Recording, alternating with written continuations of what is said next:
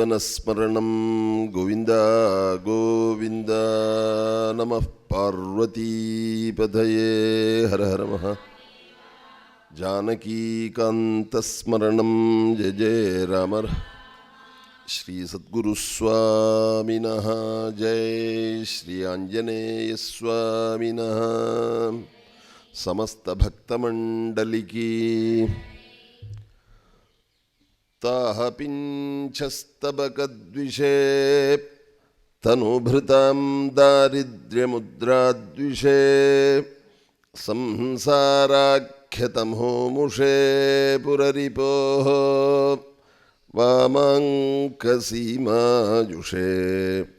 कम्पातीरमुपेयुषे कवयतां जिह्वाकुटीं जग्मुषे विश्वत्राणपुषे नमोस्तु सततं तस्मै परञ्ज्योतिषे जन्माद्यस्य यतोऽन्वयादितरतश्चार्थेष्वभिज्ञस्वराट् तेने ब्रह्महृदाय आदिकवये मुह्यन्ति यत्सूरयः तेजो वारिमृदां यथा विनिमयो यत्र त्रिसर्गो मृषा धाम्ना स्वेन सदा निरस्तकुहकं सत्यं परं धीमहि निगमकल्पतरोर्गलितं फलं शुकमुखादमृतद्रवसंयुतं पिबत भागवतं रसमालयं मुहुरहो रसिका भुवि भावुकाः यं प्रौरजन्तमनुपेतमपेतकृत्यं द्वैपायनो विरहकातर आजुहावा पुत्रेति तन्मयतया तरवोऽभिनेदुस्तं सर्वभूतहृदयं मुनिमानतोऽस्मि बाहलाय नीलवपुषे नभकिङ्किणीकजालाभिरामजघनाय दिगम्बराय शार्दूलदिव्यनखभूषणभूषिताय नन्दात्मजाय नभनीतमुषे नमस्ते कृष्णाय गुरुं भजे बुद्धिर्बलं यशोधैर्यं निर्भयत्वमरोगता अजाड्यं वाक्पटुत्वं च हनुमत्स्मरणात् भवेत्।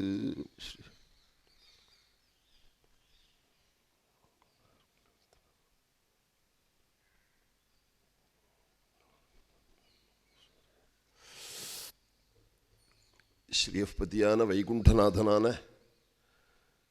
ஸ்ரீமன் நாராயணன் அவனுடைய திவ்யாவதாரங்களை ஒருங்கே காணணும்னு சொன்னாக்க பாகவதம்ங்கிற ஒரு பொக்கிஷத்தில் தான் பார்க்க முடியும். நம்ம எல்லாருக்கும் தெரிஞ்சது தசாவதாரம்தான், 10 அவதாரம் தான் நம்ம எல்லாருக்கும் தெரியும். இந்த பாகவதத்தில் பகவானுடைய அநேக அவதாரங்கள் வர்ணிக்கப்பட்டுள்ளது. அப்பேற்பட்ட இந்த பாகவதம் வேற கிடையாது, பகவான் கிருஷ்ணன் வேற கிடையாது. இங்கே கள்ளபிரானாய் பகவான் ஸ்ரீவைகுண்ட க்ஷேத்திரத்தில் பக்தாளுக்கு அனுகிரகம் பண்ணிட்டு இருக்கானே, அவனுக்கும் இந்த பாகவத புஸ்தகத்துக்கும் ஒன்றும் வித்தியாசம் கிடையாது, ரெண்டும் ஒன்று தான். ஆகையினால இந்த பாகவதம் இந்த ஸ்ரீவைகுண்ட க்ஷேத்திரத்தில், அதுவும் இந்த கள்ளபிரானுடைய சந்நிதியில் நடக்கிறது அப்படின்னு சொன்னாக்க எங்கள் பெரியவாள்லாம் பண்ண தபஸு தான் காரணம். இங்கே வந்து சொல்ல முடியாத பாக்கியம், பக்தாளுக்கெல்லாம் கேட்க முடியாத பாக்கியம். உயர்திரு போஸ் அவர்கள் ஒரு 2 வருஷமாக பேச்சுவார்த்தை நடந்துட்டுருக்கு. அவனுடைய திருவுள்ளம் எப்பொழுதோ அப்பொழுதுதானே வர முடியும் இங்கே. அப்படி அந்த பாகவதம் சப்தாக ரீதியில் 7 நாட்கள் சொல்கிறதுங்கிறது ஒரு சம்பிரதாயம். இது இந்த பாகவதம் நடத்துறது இருக்கே, இது ரொம்ப சொல்லக்கூடியவா குறைச்சலாக இருக்காங்க. இது ஆகினால இது நடத்துறது ரொம்ப புண்ணியம். பகவான் பக்தாளுக்கு நல்ல காரியத்தில் ஈடுபடும்படியாய் பண்ணி தான் அனுகிரகம் பண்ணுறான். ஏன்னா நம்ம பண்ணக்கூடிய கர்மாவுக்கு அவன் கூலி கொடுத்துட்டுருக்கான், அவ்வளவுதான். நல்லது பண்ணினா நல்லது கொடுக்குறான், அது இல்லாதது பண்ணினா அதுக்கு என்னவோ அது பண்ணுறான். பக்தாள் அவனை கும்பிட்டா அப்படின்னு சொன்னாக்க அவன் என்ன பண்ணுறான் அப்படின்னு கேட்டால், நான் தேவாகா எஷ்டிமாதாய நம்மளுடைய சாஸ்திரத்தில் ரொம்ப விசேஷமாக சொல்லியிருக்கு. அவன் ஆடு மாட்டெல்லாம் மேய்க்கிறவாள்லாம் கம்பை வச்சுட்டு அதை மேய்க்கிறாளே, அது மாதிரி நம்மளை மேய்க்கலை. நமக்கு அந்த ஆண்டவனை பிடிச்சுட்டோன்னு சொன்னாக்க நல்ல காரியத்தில் ஈடுபட முடியாய் பண்ணி, அந்த பண்ணின நல்ல காரியத்துக்கு அவன் நல்லதை நமக்கு பண்ணுறான். ந தேவாகா எஷ்டிமாதாய ரட்சந்தி பசுபாலவத்து எம்ஹி ரட்சித்துமிச்சந்தி சத்புத்தியா யோஜயந்தி தம் அப்படின்னு சொல்கிறாள். நல்ல புத்தியை அவளுக்கு கொடுக்குறாளாம். நல்ல காரியத்தில் ஈடுபடுங்கோ, நீங்கள் நன்னா இருக்க முடியும் அப்படின்னு சொல்லிவிட்டு நமக்கு அவனை தூண்டுறானவன் அப்படிங்கிறாள். அதனால கோவிலுக்கு போகணுமா இல்லை வேற எங்கேயாவது கொட்டாய்க்கு போகணுமான்னு சொல்லிவிட்டு நம்ம தான் தீர்மானம் பண்ணணும். அந்த தீர்மானம் பண்ணி நம்ம என்ன பண்ணுறோமோ அதுக்கு அவன் பலன் கொடுக்குறான். அவன் அதுக்கு என்ன உண்டோ அதுக்கு கொடுக்குறான் அவன். அதுதான் அவன் பண்ணக்கூடிய காரியம். அதனால இந்த பாகவதம் ரொம்ப குறைச்சலான மனுஷால் தான் இப்போ சொல்லின்னு இருக்கா.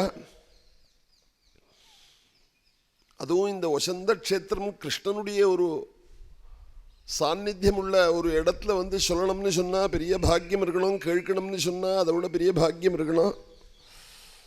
இந்த பாகவதத்தை ஆரம்பிக்கிறதுக்கு முன்னாடி பாகவதம் கேட்டாக்க என்ன ஒரு பிரயோஜனம் அப்படின்னு சொல்கிற ஒரு சம்பிரதாயம் உண்டு. இன்றைக்கி பரீட்சித் ஜனனம்னு சொல்லிவிட்டு இன்றைக்கி தலைப்பு போட்டிருக்கு.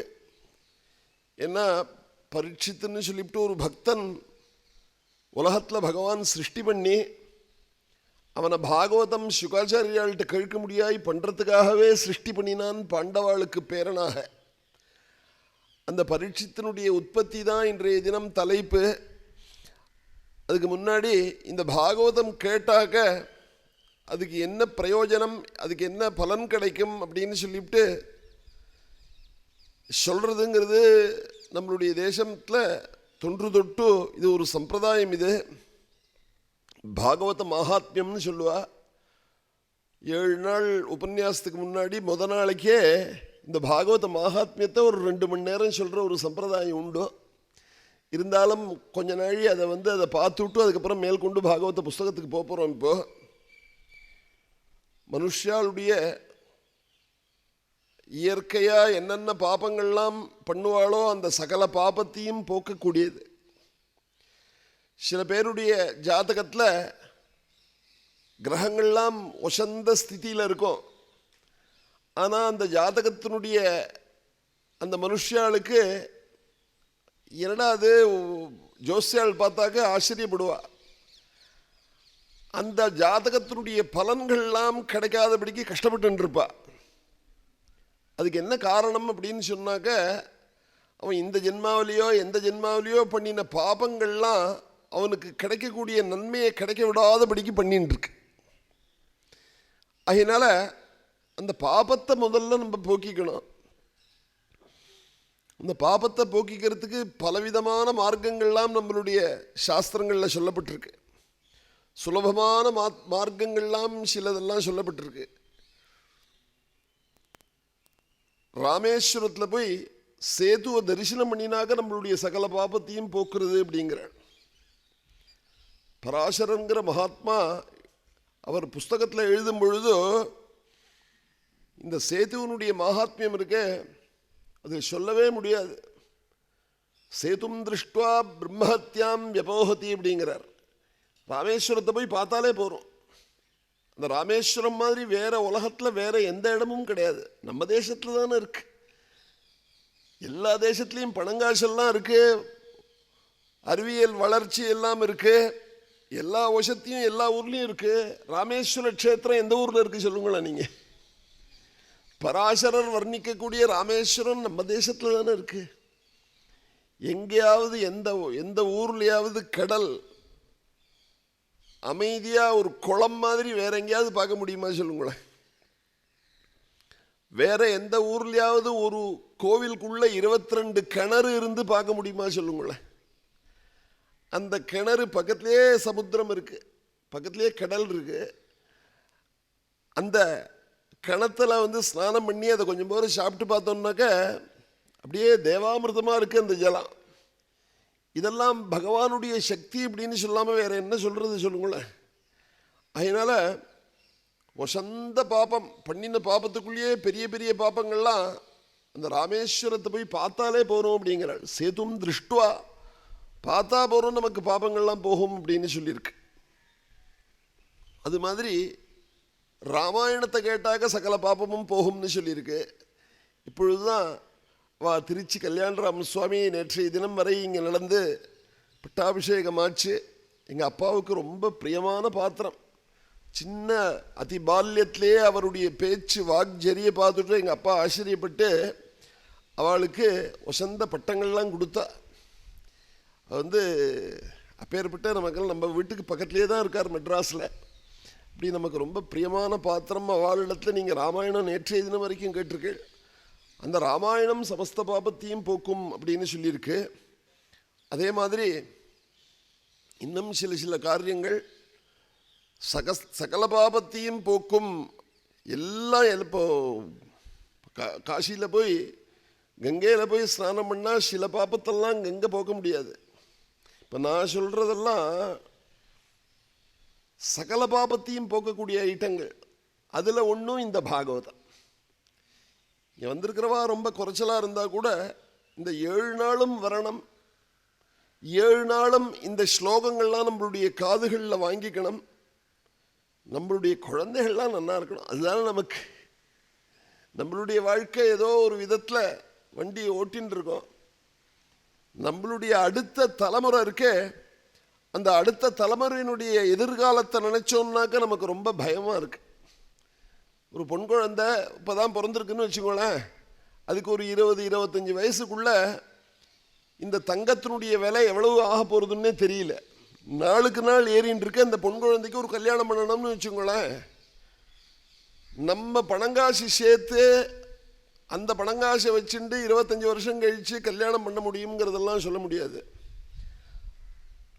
புண்ணியத்தை நம்ம சேர்த்தோம் அப்படின்னு சொன்னாக்க 25 வருஷம் கழிச்சு எத்தனை ரூபா பவுன் விற்றாலும் அதை வாங்கிறதுக்கான சக்தி நம்மளுடைய குழந்தைகளுக்கு வரணும் அப்படின்னு சொன்னாக்க நம்ம இப்போ புண்ணியத்தை நம்ம சேர்த்தா அதுதான் அவசியம். நம்ம இப்பொழுது சௌக்கியமாக இருக்கோம் அப்படின்னு கேட்டால் நம்ம பெரியவாள்லாம் பண்ணின புண்ணியம்.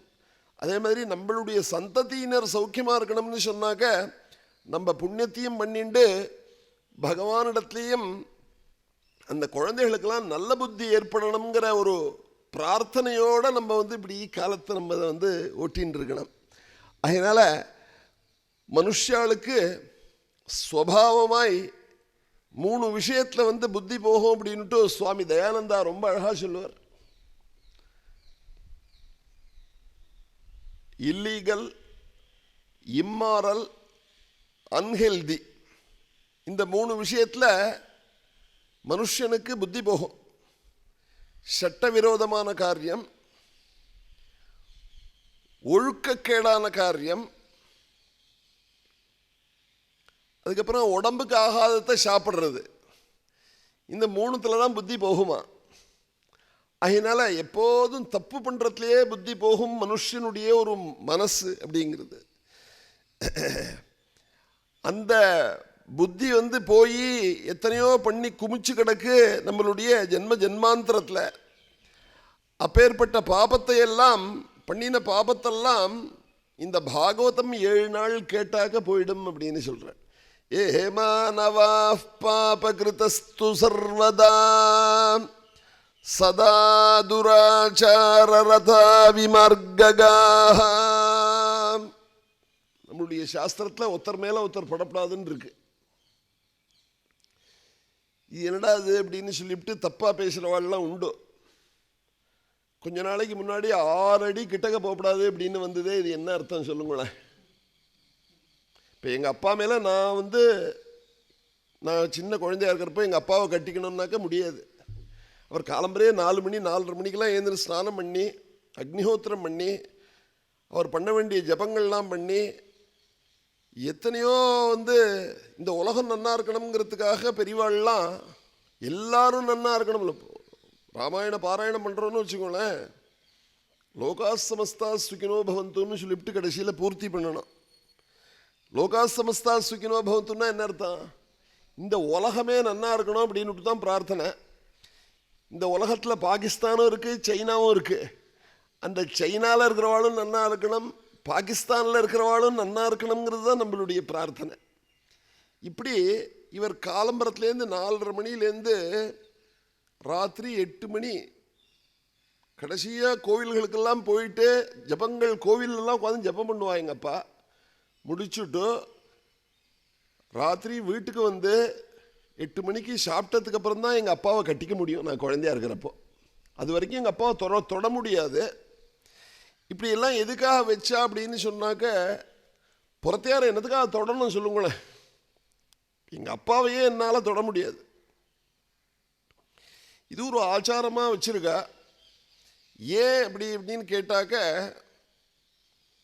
நம்மள்கிட்ட எத்தனையோ கோளாறு இருக்கும். அந்த கோளாறு நம்ம யாரை தொடுறோமோ அவளுக்கு வரும்.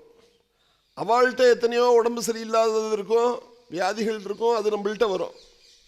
அதனால் கிட்டக்க போகக்கூடாது, தொடப்படாது அப்படின்னு சொன்னாக்க அதை தப்பாக சொல்கிறவாள்லாம் இருந்தால், பகவான் இந்த சத் சம்பிரதாயத்தை உலகத்தை முழுக்க பரப்பணுங்கிறதுக்காகவே இந்த கோளாறை கொண்டு விட்டாரோ அப்படின்னுட்டு தோன்றுறது.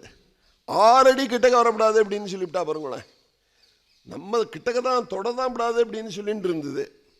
இப்படி நம்ம சாஸ்திரங்கள் சொன்னது முழுக்க மனுஷ ஒரு மேன்கைண்டுன்னு சொல்லுவாளோ இல்லையோ, மனித ஜாதிக்கு என்ன ஹிதமோ எது நல்லதோ அதை தான் சொல்லிட்டு போயிருக்கா. அதனால் சதாதுரா எதெல்லாம் பண்ணப்படாது அப்படின்னு சொல்கிறாளோ அதெல்லாம் பண்ணிட்டு இருக்கா ஜனங்கள். சதா துராச்சார ரதா விமார்ககாஹ, போகக்கூடாத வழியிலெல்லாம் போகிறது. இந்த மாதிரி மனுஷாளுக்கெல்லாம் எது கதி அப்படின்னு சொன்னாக்க, இந்த பாகவதம் 7 நாள் உட்காந்துன்னு கேட்கறது தான் கதி அப்படின்னு சொன்னார். சமஸ்த பாபம் போயிடும். சப்தாக யஜ்ஞேன கலௌ புனந்தி தே.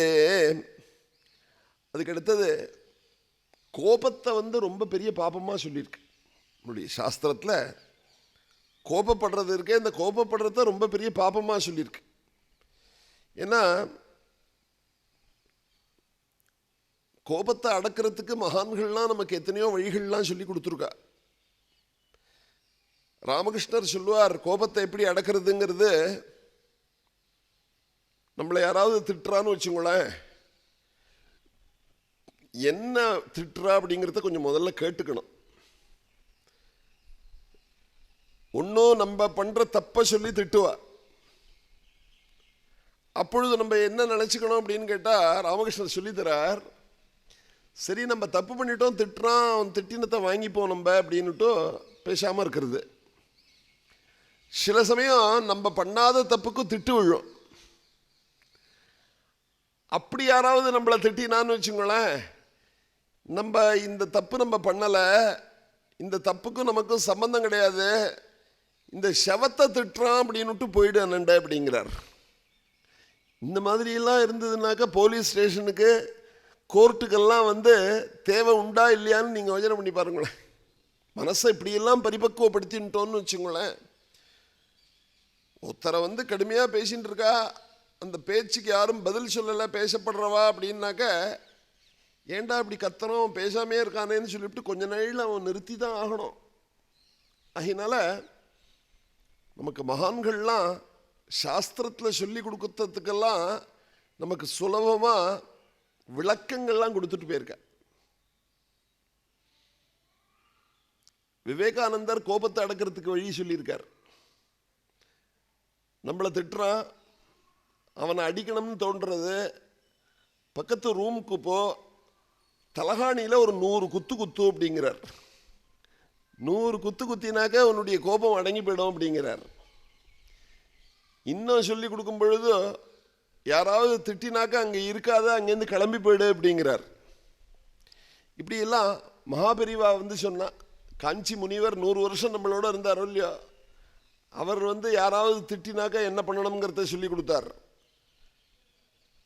இவன் திட்டுறான், நம்ம பண்ணின சின்ன தப்பு தான் இவனுக்கு தெரியும், இன்னும் எத்தனையோ தப்பெல்லாம் பண்ணியிருக்கோம் இவனுக்கு தெரியாத தப்பெல்லாம், அந்த தப்பெல்லாம் அவனுக்கு தெரிஞ்சது அப்படின்னு சொன்னாக்க நம்மளுடைய கதி என்ன ஆகும்னுட்டு பேசாம போ அப்படிங்கிறார். இப்படி கோபத்தை அடக்கிறதுக்கு மகான்கள்லாம் நமக்கு எத்தனையோ சொல்லி கொடுத்துட்டு போயிருக்கா. கோபத்தை ஜெயிக்கணும், கோபம் வராமல் இருக்காது. ஏன்னா இந்த உப்பு புளி காரத்தை நம்ம சாப்பிட்டுன்னு இருக்கிறதுனால கோபம் வரத்தான் வரும். அந்த கோபத்தை அடக்கணும். கோபத்தினால எத்தனையோ பெரிய நஷ்டங்கள்லாம் ஏற்படுறது. 2 பேர் ஒரு செகண்டு கோபம், அந்த செகண்டு கோபத்தினால ஒருத்தன் எடுத்து கத்தியால் குத்தி போய்டுறான். யார் குத்துறானோ அவனோட குடும்பமும் வீணா போய்டுறது, குத்தப்படுற குடும்பமும் வீணா போய்டுறது. ஒரு செகண்ட் யோசனை இல்லாதபடிக்கு புத்தி வீணா போய் அதுக்கப்புறம் ஒரு ஆயுசு முழுக்க ஜெயிலில் போய் உட்காந்துட்டு இருக்க வேண்டியிருக்கு. இதெல்லாம் ஒரு செகண்டுனால வந்த வினைதான். இதெல்லாம் ஒருத்தனுடைய ஜீவன் போய்டுறது, அவளுடைய குடும்பத்துக்கு இந்த மாதிரி கோளாறுகள்லாம் வருது. அதனால் இந்த கோபம் இருக்கே பெரிய மகா பாபி. இது நம்மளை கெடுக்கிறதுக்காகவே இந்த கோபம் வருது. அந்த கோபத்தை பெரிய பாபமாக சொல்லியிருக்கு. நம்ம இத்தனை நாளாக கோபத்தினால செய்த பாபங்கள்லாம் இந்த பாகவதம் 7 நாள் கேட்டால் போயிடும்னு சொல்கிறது. குரோதாக்னி தக்தாக குட்டிலாஷ்ச காமினஹ. சின்ன புத்தி, ரொம்ப பேருக்கு பெரிய விசாலமான புத்தி இருக்காது. பெரிய பணக்காராளாக இருப்பா, அந்த பணக்காராளாக இருக்கிறவாளுக்கு சின்ன புத்தி இருக்கும். ஏன்னா உலகத்தில் பணக்காராளை வச்சு தான் தர்மங்கள்லாம் நடந்துன்னு இருக்கு. பணம் இருந்துட்டு பேசாமல் இருந்தான் அப்படின்னு சொன்னால் அவன் மனுஷனே கிடையாது. விதுர நீதியில் மகாபாரதத்தில் சொல்லும் பொழுது 2 பேரை கொண்டு கடலில் போட்டுடணும். எப்படி போடணும்னாக்க கழுத்தில் பெரிய பாறாங்கல்ல கட்டி அந்த பையை ஏந்துன்னு வர முடியாதபடிக்கு கொண்டு போய் நடுக்கடலில் போய் போட்டுடணும் அப்படின்னு சொன்னார் விதுரர். யாருன்னு கேட்டாக்க தனவந்த மதாதாரம். நிறைய பணம் வச்சுட்டு பொறுத்தையான கொடுக்காதபடிக்கு நமக்கு உண்டிதான் இந்த பணம் அப்படின்னு நினச்சிட்டு இருக்கான் பாருங்க. என்ன 1000 வருஷமாக இருந்துட போகிறான் இவன். அதனால பொறுத்தையாருக்கு ஒன்றும் கொடுக்க மாட்டான், நல்ல காரியத்துக்கு ஒன்றுமே கொடுக்க மாட்டான். அவனை போடுறா கொண்டு போய் நடுக்கடலில் கழுத்தில் பெரிய பாறாங்கல்ல கட்டி, அவன் வந்துடக்கூடாது வெளியில். தனவந்த மதாதாரம் தரித்திர மதபஸ்வினம். பரம தரித்திர திசையில் இருந்துட்டு பகவானை அண்டாதபடிக்கு கள்ளபிரான் தரிசனத்துக்காக காத்துன்னு இருக்காள். பக்தாள் யார் வரப்போறா அவளுக்கு அனுகிரகம் பண்ணணும்னு காத்துன்னு இருக்கார். அவர் என்ன ஏதாவது பணங்காசி கேட்குறாரு? அவர் எல்லாத்தையும் கொடுக்கறதுக்கு காத்துன்னு இருக்காரே, அவரை போய் பார்க்காம இருக்கலாமா? அதனால இந்த தரித்திர திசையில் இருந்துட்டு இல்லாமையோட பகவானுக்கு இல்லாதவர்கள் பணங்காசி செலவழித்து அவள் பக்தி பண்ணணும்னு நம்மளுடைய சாஸ்திரங்கள்லாம் சொல்லலை. அங்கேருந்து இது மாதிரி சொற்பொழிவு நடக்கிறது, சத்சங்கம் நடக்கிறது. இங்கே பாருங்க, ஜலம் விட்டுருக்கா யாரோ, 2 குடம் ஜலம் விட்டால் போகிறோம், புண்ணியம் நமக்கு சேர்ந்துவிடும், குபேர குட்டியாக பண்ணிவிடுவோம். மகாலட்சுமி நாதனோ நடுப்புற மார்பில் எப்போதும் மகாலட்சுமியை வச்சுட்டே இருக்கான். நம்மளுடைய கதையை பக்தாள்லாம் கேட்கறதுக்காக வரா. 2 குடம் ஜலம் விட்டே உன்னுடைய குடும்பத்தை ஒசத்தி காட்டுறேன் அப்படின்ட்டு காட்டுவான். நம்மளுடைய ஜென்மாவில் நம்மளுடைய கண்ணுக்கு எழுத்தா மாதிரி எவ்வளவு சுமாராக ரொம்ப கீழே இருந்த குடும்பங்கள்லாம் ஒசத்தியாக போகிறத பார்க்குறோம். சில குடும்பம் பார்த்தோம்னாக்கா ரொம்ப ரொம்ப பெரிய குடும்பம் சார், இது ரொம்ப வசதியோடு இருந்த குடும்பம் சார்னு சொல்கிறதையும் பார்க்குறோம். நம்ம அவளுடைய ஸ்திதி அது மாதிரி போகிறதையும் பார்க்குறோம். அதனால் ஏழை பணக்கார ஆகிறதுக்கும் பணக்காராளாகிறதுக்கும் பணக்காராளாகவே இருக்கிறதுக்கும் பகவானை பிடிச்சிக்கிறது தவிர வேறு கதி கிடையாதுன்னு தான் நம்ம பெரியவாள்லாம் நமக்கு சொல்லி கொடுத்துட்டு போயிருக்க. சதா துராச்சாரரதா விமர்ககாஹ குரோதாக்னி தக்தாஹ. இந்த சின்ன புத்தியெல்லாம் இந்த பாகவதம் கேட்டாக்க பெரிய புத்தியாக போயிடுமா. பணத்தை வச்சுட்டு இருக்கமே நம்ம கொடுக்க ஆரம்பிப்போம் கொஞ்சம் கொஞ்சமாக அப்படின்னுட்டு தோணாமல் மாத்திரம் போயிடாது. குட்டிலாஷ்ச காமினஹ சப்தாஹயஜ்ஞேன கலௌ புனந்தி தே அட்டசூலா ஜனபதாஹ. நிறைய பாபங்கள்லாம் வர்ணிக்கப்பட்டிருக்கு. என்னென்ன பாபத்தெல்லாம் இது போக்கும் அப்படின்னுட்டோ. சாப்பாட்டை விற்கிறது இருக்கே, அது ரொம்ப பெரிய பாபமாக சொல்லியிருக்கு. ஆனால் இந்த நாளில் அது பாபம்னு சொன்னாக்க, சாப்பிடணும், வீட்டில் சமைக்க முடியல, இல்லைன்னா வெளியூர்லேருந்து வந்து இங்கே க்ஷேத்திரங்களுக்கெல்லாம் வரா, அவள் என்ன வீட்டிலேருந்து என்ன எல்லாரும் கட்டின்னு வர முடியுமா சாப்பாட்டை? அது வந்து அது சாப்பாட்டை வியாபாரம் பண்ணுற மாதிரி தான் இருக்குது. அந்த சாப்பாட்டை விற்கிற பாபம் போகணும்னு சொன்னால் பாகவத்தில் வந்து உட்காரணும் அப்படின்னு சொல்லியிருக்கு. ஒரு ஹோட்டல் நடத்துகிறவா, ஒரு மெஸ் நடத்துகிறவா, இந்த சாப்பாடெல்லாம் வியாபாரம் பண்ணுறது இருக்க, அன்னத்தை வந்து வியாபாரம் பண்ணக்கூடாதுன்னு சொல்லியிருக்கு. வேறு வழி இல்லாதபடிக்கு சில பேர் பண்ணுற மாதிரி இருக்குது. அது மாதிரி பண்ணுறவாள்லாம் இந்த பாகவதத்தில் வந்து உட்காந்துக்கணும், பாகவதம் நடத்துறதுக்கு ஒத்தாசை பண்ணணும். சொல்கிறாளிங்க, அட்டசூலா ஜனபதாக இப்படி வந்து நிறைய சொல்லிகிட்டே போகிறாருங்க. இன்னும் சில பேர் அவளுக்கு வாக்கில் வந்து சத்தியமே வராது, இன்னொன்று தான் வந்துட்டே இருக்கும். இப்படி கிழக்க போகிறதுக்கு ரெடியாக இருப்பான், மேற்க போகிறேன்னு சொல்லிட்டு போவான். அது அவனுக்கு வந்து அது அவனுடைய ரத்தத்திலே அது மாதிரி இருக்கு. அவனுக்கு பொய் தான் அவன் சொல்கிறதுங்கிறது அவன் வேணும்ட்டு சொல்லலை, அது பழக்கமாக எடுத்தது மாதிரி. பொய்ய பெரிய பாபமாக நம்மளுடைய தேசத்தில் சொல்லியிருக்கு.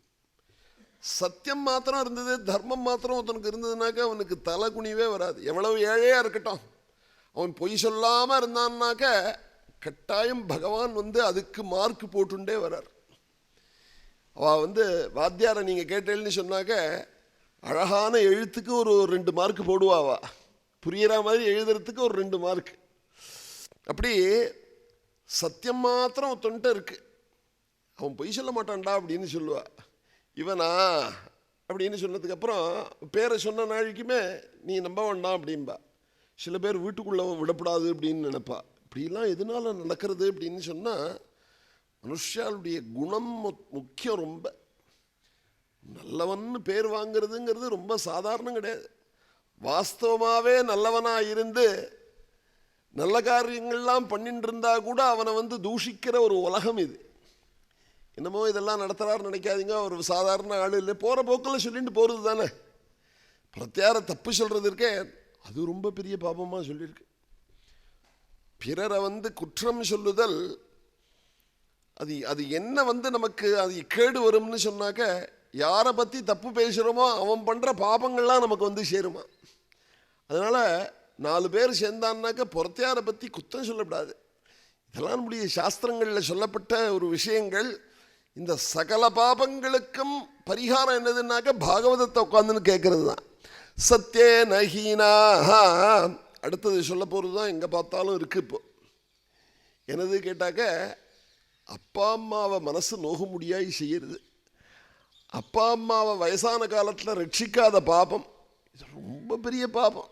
உலகத்தில் அப்பா சொல்கிறது தான் தர்மம், அப்பா சொல்கிறது தான் வேத வாக்கு, அப்பா சொல்கிறது தான் உசத்தி அப்படின்னு சொல்லிவிட்டு உலகத்தில் ஸ்தாபனம் பண்ணணுங்கிறதுக்காகவே ஒரு அவதாரம் அப்படின்னு சொன்னால் அது ராமாவதாரம். பித்ருவாக்கிய பரிபாலனம், ராஜ்யம் பெருசு கிடையாதுன்னு சொல்லிவிட்டு ஒரு க்ஷத்ரிய ஜாதியில் பிறந்தவன் பிரபு சர்வேஸ்வரன் அப்பா சொன்னதுக்காக காட்டுக்கு போன சரித்திரம் உண்டுனாக்க நம்ம ஊரில் தான் உண்டு. கல்யாணம் ஆகி சின்ன வயசில் அதிபால்யத்தில் போகபோக்கியத்தெல்லாம் துறந்து, அரமண வாழ்வை துறந்து, பணங்காசை துறந்து, சகல போக்கியங்களையும் வந்து எல்லாத்தையும் துறந்து காட்டுக்கு போய் மன்னாடனம்னு என்ன தலையில் இழுத்தா. பகவான் கிளம்பி போனால் அப்பாவனுடைய வாக்கியம்தான் பெருசு அப்படின்னு சொல்லிட்டு கிளம்பி போனான். அதனால் பித்ருமாத்ருதூஷகாக,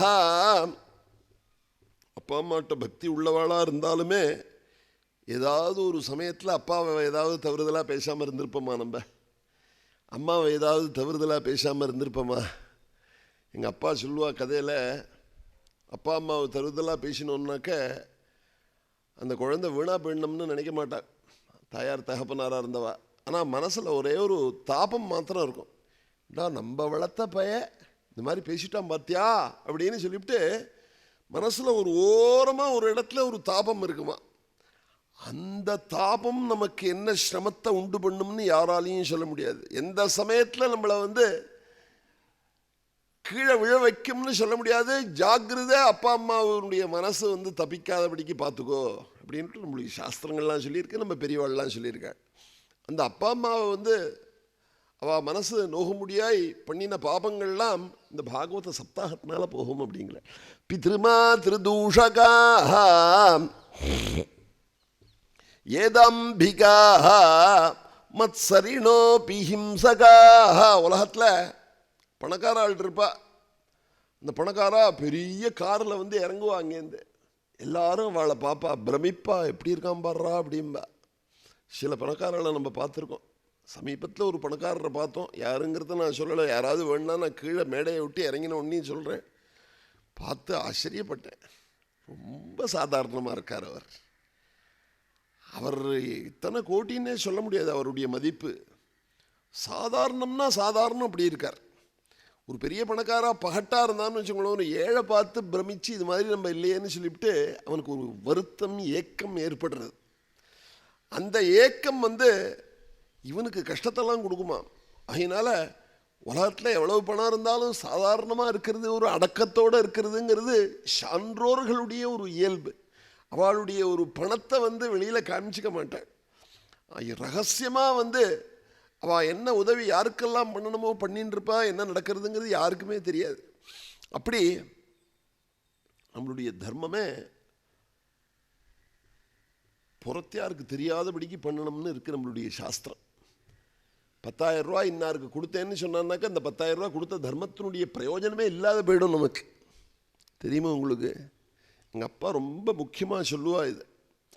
உண்மையாகவே ஒரு குடும்பம் தத்தளிச்சுட்டு இருக்கு, பணம் சிரமப்பட்டு இருக்கு, 2-3 குழந்தைகள், மறாநாளைக்கு காலம்பரை பொழுது விடிஞ்சா தீபாவளி. இவன் பெரிய பணக்காரனாக இருக்கான். இவன் வீட்டில் 10 நாளாக குழந்தைகள்லாம் வெடிச்சுட்டு இருக்கு. 10 நாளாக புதுசு சட்டையெல்லாம் போட்டுருக்கு. 10 நாளாக விசேஷமான பட்சணங்கள்லாம் சாப்பிட்டுன்னு இருக்கு. பக்கத்து வீட்டு 7 குழந்தைகள், அந்த குழந்தைகளுக்கு பொழைச்சி கிடந்தா தீபாவளி. இன்னும் சட்டை வாங்கலை, 11 மணி ஆயிடுது. வெடி வாங்கலை, பட்சணங்கள்லாம் பண்ணலை. நாழி ஆக ஆக ஆக அந்த ஏழையினுடைய கதி எப்படி இருக்கும்னு யோசனை பண்ணி பாருங்களேன். அப்பா எல்லார் வீட்லேயும் வெடி வாங்கியாச்சேப்பா, இன்னும் வாங்கலையப்பா நீ. அப்பா எல்லார் வீட்லேயும் ஜவுளி எல்லாம் வாங்கிட்டாலே நீ இன்னும் வாங்கலையப்பா. அப்பா எல்லார் வீட்லேயும் நிறையா பட்சணங்கள்லாம் பண்ணி சாப்பிட்டுன்னு இருக்காளே, அப்பா நீ இன்னும் பண்ணலையே நம்ம வீட்டில் அப்படின்னு இந்த குழந்தைகள்லாம் கேட்க கேட்க கேட்க கேட்க அந்த ஏழையினுடைய மனசு எப்படி இருக்கும்னு யோசனை பண்ணி பாருங்க. அந்த பக்கத்தில் இருக்கிற பணக்காரன் என்ன பண்ணணும்னா, யாருக்கும் தெரியாமல் ஒரு 10,000 ரூபாயை கொண்டு போய் கொடுத்து, அப்பா குழந்தைகளுக்கெல்லாம் வெடி வாங்கி கொடுறா, குழந்தைகளுக்கெல்லாம் ட்ரெஸ் வாங்கி கொடுறா, பட்சணம் வாங்கி கொடுறா அப்படின்னு சொன்னாக்க பகவான் அதை தான் பேரேட்டில், தங்க பேரேட்டில் எழுதிக்கிறான். கல்வெட்டில் போடக்கூடிய தர்மத்தெல்லாம் அவன் எழுதிக்கவே மாட்டான்னு நம்மளுடைய சாஸ்திரங்கள்லாம் சொல்லியிருக்கு. அதனால் பகட்டான வாழ்க்கையை வாழறதுங்கிறது ஒரு பெரிய பாபமாக சொல்லியிருக்கு. அந்த பாபங்கள்லாம் போகணும்னா இந்த பாகவதத்தில் உட்காரணும்னு சொன்னாள். ஏதம்பிகா மத்சரிணோ பிஹிம்சகா சப்தாக யஜ்ஞேன கலோ புனந்தி தே.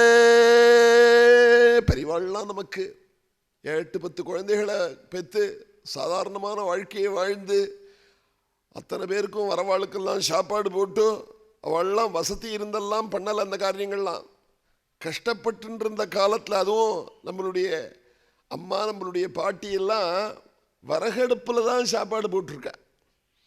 அதுவும் மழை நாள்லாம் கேட்க வேண்டாம், விறகெல்லாம் ஈர விறகாக இருக்கும், கண்ணெல்லாம் அப்படியே அவிச்சு விடும். வீட்டிலையே 15 டிக்கெட்டு சாப்பிட்ணும், 5-6 டிக்கெட்டு வெளியிலேருந்து வந்திருப்பா. அத்தனை பேருக்கும் சாப்பாடு போட்டிருக்காளே, மனமும் அதனால தான் அவள் சந்தோஷமாக இருந்திருக்கா பணங்காசு இல்லாமையே.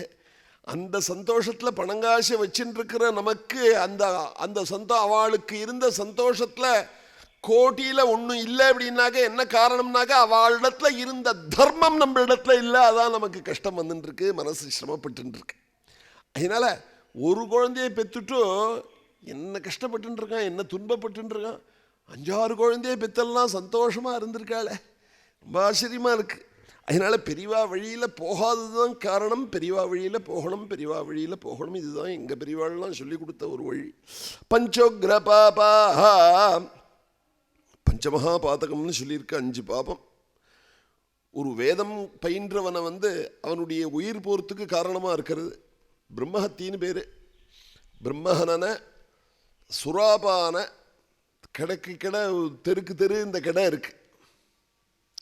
எத்தனையோ தாய்மார்களுடைய மனசை தாப்பப்படுத்தின்னு இருக்கு. பகவான் தான் இதுலேருந்தெல்லாம், துக்கத்துலேருந்தெல்லாம் பகவான் காவந்து பண்ணணும்.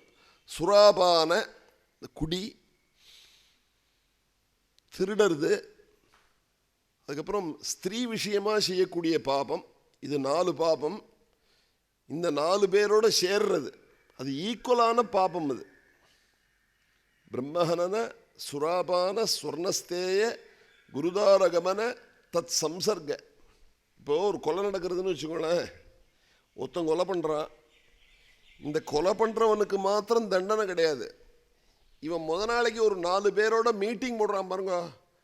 அந்த யாரெல்லாம் இவனோட சேர்ந்தானோ, சதியில் ஈடுபட்டானோ அவனுக்கும் சேர்த்து தான் தண்டனை கொடுக்கணும்னு நம்மளுடைய ஈபிகோல சொல்லப்பட்டிருக்கு.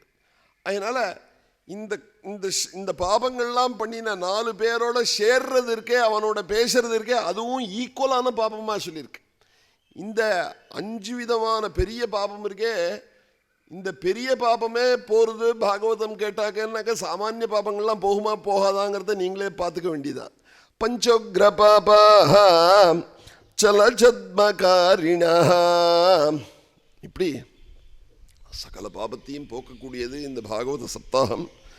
அதை நடத்தணும்னு சொல்லிவிட்டு பகவானுடைய பிரேரணையாக இருந்தாலும் ஒரு மனுஷால டூலாக வச்சுன்னு தான் பகவான் லீலைகள்லாம் பண்ணுவான். அப்படி நம்மளுடைய ரொம்ப பெருமதிப்பிற்குரிய போஸ் அவர்கள் இங்கே 7 நாளைக்கு பாகவத சப்தாகம் சொல்லணும் அப்படின்னு சொல்லிவிட்டு கூப்பிட்டு ஆரம்பிச்சிருக்கு. அதனால் நம்ம எல்லாருக்கும் பகவான் கோபாலனுடைய பிரசாதம் கட்டாயம் உண்டு. இன்றைக்கி வந்திருக்கிற கோஷ்டி இவ்வளவு கூட்டம் இருக்கே, இதை விட 4 மடங்கு கூட்டம் நாளைக்கு வரணும். ஏன்னா ஒவ்வொருத்தரும் 4 பேரை அழிச்சுன்னு வரணும். நம்மளுடைய பாபத்தெல்லாம் போகும்னு சொல்கிறா, நமக்கு சகல பாக்கியத்தையும் கொடுக்கும்னு சொல்கிறா, நமக்கு நல்ல ஆரோக்கியத்தை கொடுக்கும்னு சொல்கிறா, நம்மளுடைய குழந்தைகள்லாம் சௌக்கியமாக இருக்கணும்னு சொல்கிறா. நீங்களாமும் வரணும்னு எல்லாரையும் கூப்பிட்டுண்டு இங்கே வரணும். நாளைய தினத்திலிருந்து இங்கே பாகவதத்தை இப்பொழுது ஆரம்பிப்போம். நைமிஷே நிமிஷக்ஷேத்ரே ரிஷயः சௌனகாதயः சத்ரம் ஸ்வர்காய லோகாய சஹஸ்ரசமமாசதா. இது என்னமோ வடமொழியில் இருக்குது, நம்ம எதுக்காடா இங்கே உட்காந்துருக்கோம் அப்படின்னு நினைக்கக்கூடாது. இந்த காதுக்குள்ளே போயிடுத்துன்னு சொன்னால் போகிறோம், சகல பாக்கியத்தையும் கொடுக்கக்கூடியது. வடமொழியில் சொல்ல போகிறோம், தமிழில் சொல்ல போகிறோம், வடமொழியில் சொல்ல போகிறோம், தமிழில் சொல்ல போகிறோம். பயப்பட வேண்டாம் யாரும். ஏன்னா இந்த ஒரு ஸ்லோகம் இப்போ சொன்னேன். இப்போ ஒரு ஸ்லோகத்தில் 32 எழுத்து இருக்குது. ஒரு எழுத்தும் அது என்ன புண்ணியத்தை கொடுக்கறதுன்னு சொன்னாக்க, ஒரு காராம்பசுவை தானம் பண்ணின புண்ணியம். காராம்பசுவை நம்மளால் இப்போ வாங்கி கொடுக்க முடியறதா சொல்லுங்களேன். நல்லா வசந்த ஒரு 4 லிட்டர் 5 லிட்டர் கறக்கக்கூடிய மாடு வாங்கினோம்னா 50,000 60,000ன்னு சொல்கிறா. அதனால் இங்கே பாருங்களேன், போய் பார்த்துட்டு வந்தேன். கோசம்ரட்சணம் நடக்கிறது இங்கே. பசுமடம் கட்டி வசந்த ஒரு என்ன அழகான கோவில்கள்லாம் கட்டிட்டு போயிருக்கா பாருங்களேன் நம்மளுடைய பெரியவா. நம்மளுடைய முன்னோர்களை முட்டாள்னு சொல்கிறானே, இந்த மாதிரி கோவில் இப்பொழுது நிர்மாணம் பண்ண முடியுமா? நிர்மாணம் பண்ணுறதுக்கு எத்தனை ரூபா ஆகும்? இந்த கோவிலை மெயின்டைன் பண்ணுறதே எவ்வளோ கஷ்டமாக இருக்குது. அதனால் நம்ம பெரியவாள்லாம் முட்டாள்னு யாராவது சொன்னால் சொல்கிறவா தான் முட்டாள்.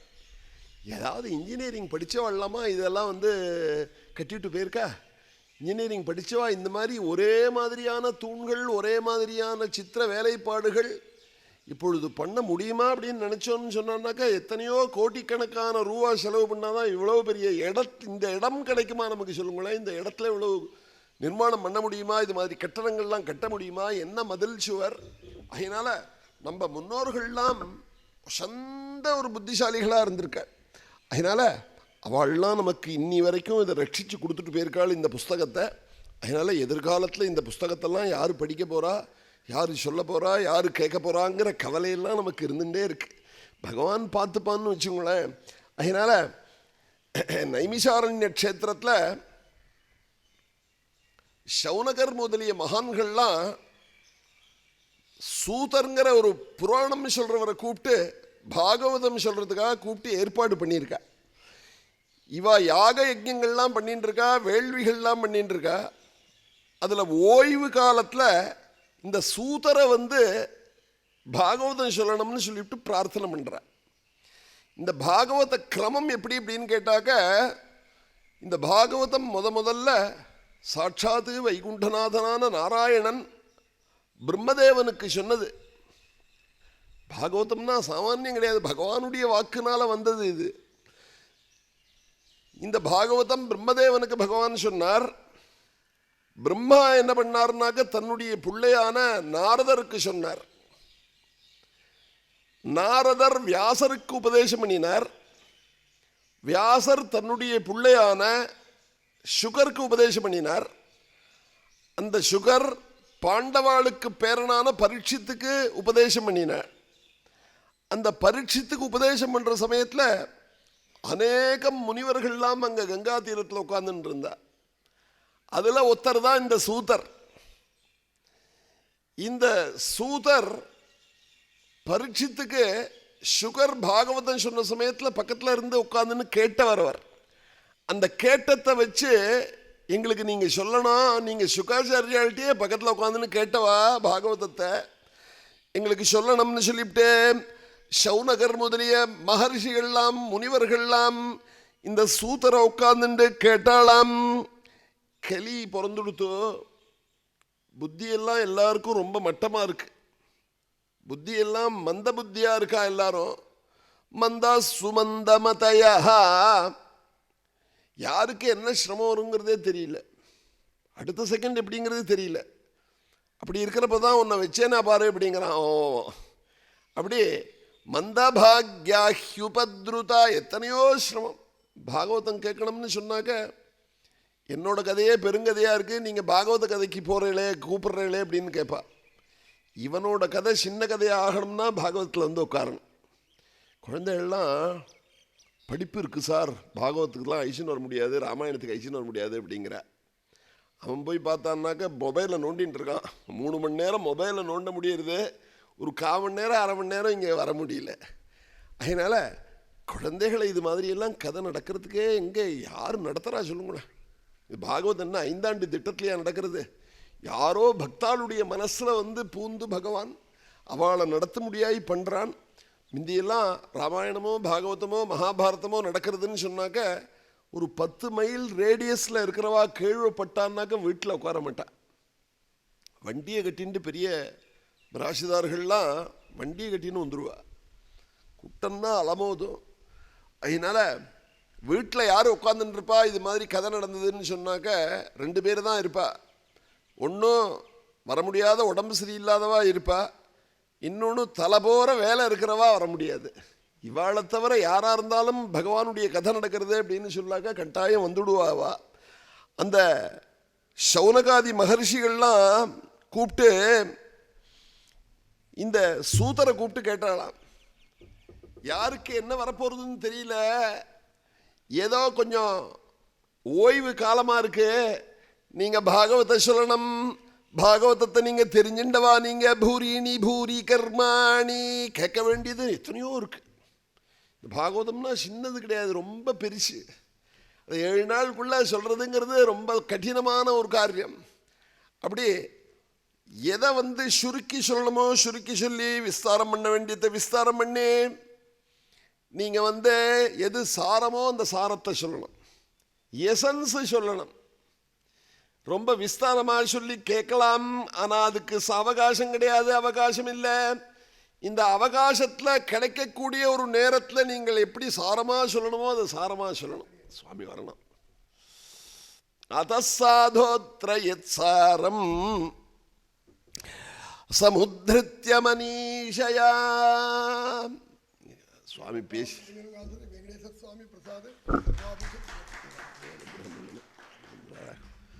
பேசின பேச்செல்லாம் படுத்துட்டே போய் மத்தியானம் வந்து அசை போட்டுட்டே இருந்தேன். எவ்வளோ வசந்த மனுஷன். சுவாமியை பார்க்கறதுக்காக அவரையோ தெரியல, இந்த சுவாமியை பார்க்கறதுக்கெல்லாம் நீங்கள் அவசியம் வரணும். ரொம்ப படித்தவா, ரொம்ப தெரிஞ்சின்றவா, விஷயத்தை மனசில் வாங்கிண்டவா. ராமச்சந்திரா கேட்கணும் உட்காந்து.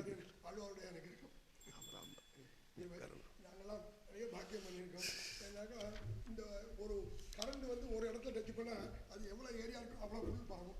அதே மாதிரி ஒரு ஜலத்துல ஒரு கல் போட்டா எட்டி ஃபுல்லா லைன் அந்த அலையை பரவும். அது மாதிரி இங்க பண்ற இது இந்த ஊர் மட்டும் இல்லாம ஃபுல்லாவே லோகம் பூராவே அவசியம்.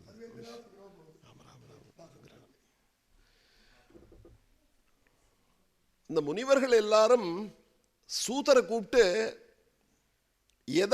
எதை கேட்டாக்க சகல பாக்கியமும் ஏற்படும், 16 பெற்று பெருவாழ்வு வாழறதுன்னு சொல்லாடும் இல்லையோ.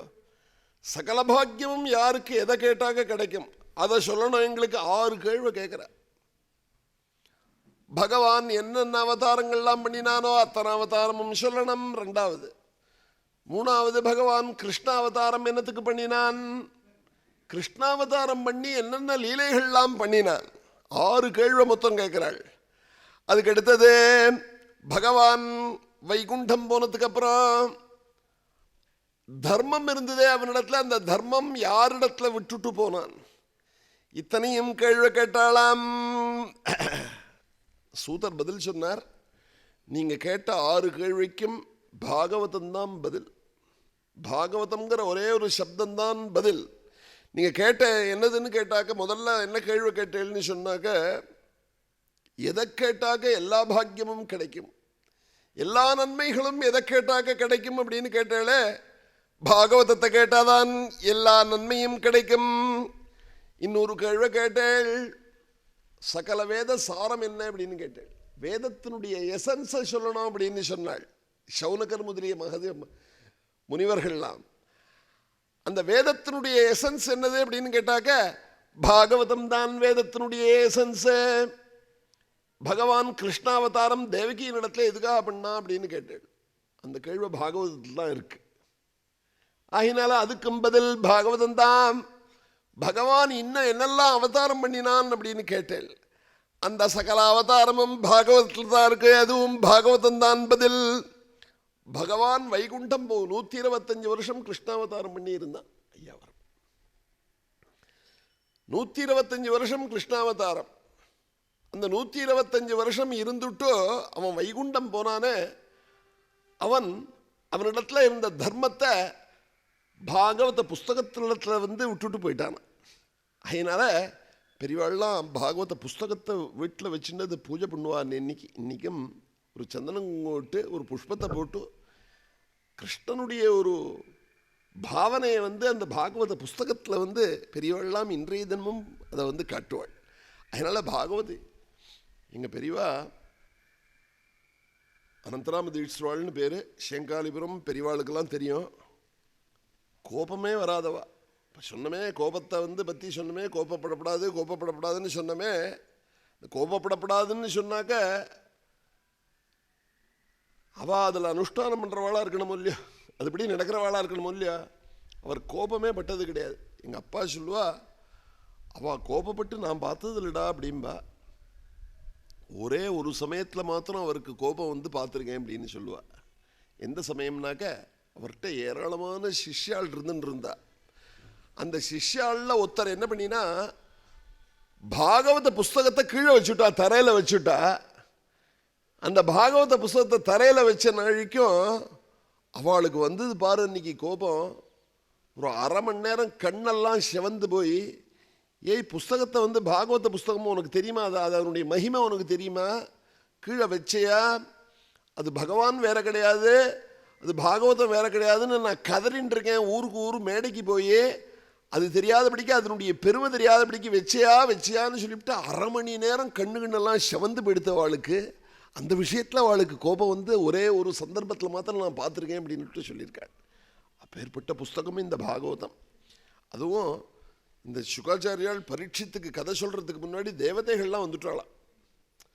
இந்திராதி தேவதைகள்லாம் 33 கோடி தேவதைகளும் வந்து எங்களுக்கு தான் பாகவதம் சொல்லணும் அப்படின்ட்டு பரீட்சித்து சுகாச்சாரியாள்கிட்ட சொன்னாலாம். வியாசருடைய புத்திரால் சாமானியம் கிடையாது சுகர். வியாசாச்சாரியாளுடைய புத்திரர் தான் இந்த சுகாச்சாரியால். எங்களுக்கு தான் முதல்ல சொல்லணும், பரீட்சித்துக்கு சொல்லப்படாது. பரீட்சித்துக்கு நாங்கள்லாம் அமிர்தத்தை கொடுத்துட்றோம், அவனுக்கு வந்து அவங்க ஆயுஷ் வந்து தீர்காயுஷை நாங்கள் கொடுக்குறோம், எங்களுக்கு நீங்கள் வந்து பாகவதம் சொல்லணும் அப்படின்னு சொன்னாள். பாகவத்தை யாருக்கு சொல்லணும் யாருக்கு சொல்லப்படாதுங்கிறது நான் தீர்மானம் பண்ணணும், நீங்கள் தீர்மானம் பண்ணப்படாது அப்படின்னு விட்டாள் சுகாச்சாரியாள். தேவதைகளுக்கு கூட சொல்ல முடியாது அப்படின்னு சொல்லப்பட்ட கிரந்தம் தான் இந்த பாகவதம். அப்படின்னா பாகவதத்தினுடைய பெருமை என்னதுங்கிறத சொல்லுங்க. அதாவது இந்த பாகவதத்தில் எல்லாரும் இங்கே வந்து உட்காந்துட முடியாது. ராமனுடைய சந்நிதியில் கள்ளபிரானுடைய சந்நிதியில் எல்லாரும் வந்து உட்காந்துட முடியாது. இது யாருக்கு பெருசுன்னு நினைக்கிறாளோ அவள் தான் உட்கார முடியும். கோடி ஜென்மால பண்ண புண்ணியம் இருந்ததுன்னா தான் அந்த பாகவதம் வந்து கேட்க முடியும். கோட்டி ஜென்ம சமுத்தேன புண்ணியன இவத்து லப்யத்தே. அதனால் கோட்டி ஜென்மால பண்ண புண்ணியத்தினாலையும் தான் பாகவதம் கிடைக்கும். இந்த வந்து ஸ்ரீமத் பாகவதி வார்த்தா சுராணாமப்பி துர்லபான்னு சொன்னேன். இந்த பாகவதம் யாருக்கு கிடைக்கும்னாக்க பக்தாளுக்கு மாத்திரம்தான் கிடைக்கும். அதுவும் உண்மையான பக்தாளுக்கு மாத்திரம்தான் கிடைக்கும். தேவதைகளுக்கு கூட கிடைக்காதது இது அப்படின்னு சொல்லிவிட்டு பெரியவாள்லாம் சொல்லுவாள். அப்பேற்பட்ட பாகவதம் இன்றைய தினத்திலிருந்து ஆரம்பிக்கிறது. இது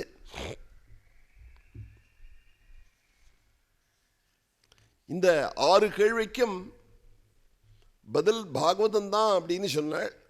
மேற்கொண்டு சௌனகாதி மகர்ஷிகள்லாம் சூத்தரை பார்த்து கேட்டார். இந்த சௌனகர்கள்லாம், சௌனகர் முதலிய முனிவர்கள்லாம் எல்லாரும் இந்த சூத்தரை வசத்தியாக வச்சு பேசுகிறா. இந்த சூத்தருக்கு பெரிய ஒரு மேடை போட்டு இந்த முனிவர்கள்லாம் கீழே உட்காந்துட்டு இருக்கா. இந்த சூத்தர் எப்பேற்பட்டவர் அப்படின்னு சொன்னாக்க அவர் பிராமணர் அல்லாதவர். அவர் அந்த நாளில் யாருக்கு வந்து பெருமை அப்படின்னு கேட்டாக்க பகவானுடைய பக்தாள் யார் இருந்தாலும் சரி, அவ இன்ன ஜாதிங்கிறது கிடையாது, இன்ன மதம்ங்கிறது கிடையாது. யாரா இருந்தாலும் பக்தாள்னு சொன்னாக்க அவளுக்கு பெருமை தான். இந்த சௌனகாதிகள்லாம் கீழே உட்காந்துட்டு இருக்கா. இந்த சூதர் மேலே பெரிய மேடையாக போட்டு அவளுக்கு நமஸ்காரம் பண்ணி நீங்கள் பாகவத கதையை சொல்லணும்னு சொன்னாள்.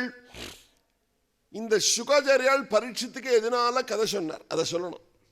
ஏன்னு கேட்டால் அந்த சுகர் பெரிய ஞானி. அவர் எப்பேற்பட்ட ஞானின்னு சொன்னாக்க எப்போதும் பகவானை உள்ளே பார்த்துட்டே இருக்கிறவர், பகவானை தவிர வேற எதுவும் பெருசுன்னு நினைக்காதவர் அவர்.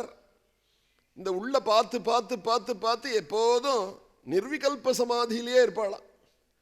நிர்விகல்ப சமாதிக்கும் சகஜ சமாதிக்கும் என்ன வித்தியாசம்னு ராமகிருஷ்ணரை எல்லாரும் கேட்குறா, ராமகிருஷ்ண பரமஹம்சரை. இந்த சகஜ சமாதி எல்லாரும் யோகிகளுக்கெல்லாம் சாதாரணமாக யோகாபியாசம் பண்ணுறவங்களுக்கெல்லாம் வந்துடும், அப்படியே பகவானோட ஐக்கியமாயிடுவா. இந்த சகஜ சமாதிக்கும் நிர்விகல்ப சமாதிக்கும் என்ன வித்தியாசம் அப்படின்னாக்க, சகஜ சமாதியில் நாம் பார்க்குறேங்கிற ஒரு எண்ணம் இருக்குமா. அந்த நிர்விகல்ப சமாதி ஸ்திதி எப்படி இருக்கும்னாக்க நாம் பார்க்குறேங்கிற எண்ணத்தையும் மீறி அந்த பகவானோட ஐக்கியமான ஸ்திதியில் இருப்பாளாம் நிர்விகல்ப சமாதிக்காரெல்லாம். அந்த நிர்விகல்ப சமாதியில் எப்போதும் இருக்கக்கூடியவாள் சுகாச்சாரியாள். அந்த சுகாச்சாரியாள் ஒரு சமயம் என்ன பண்ணாலாம், மனுஷாள் தானே, ராத்திரி 12 மணிக்கு அந்த நிர்விகல்ப சமாதி கலைஞ்சு போயிடுத்து. கலைஞ்சு போனோடனையும் பசிச்சுது.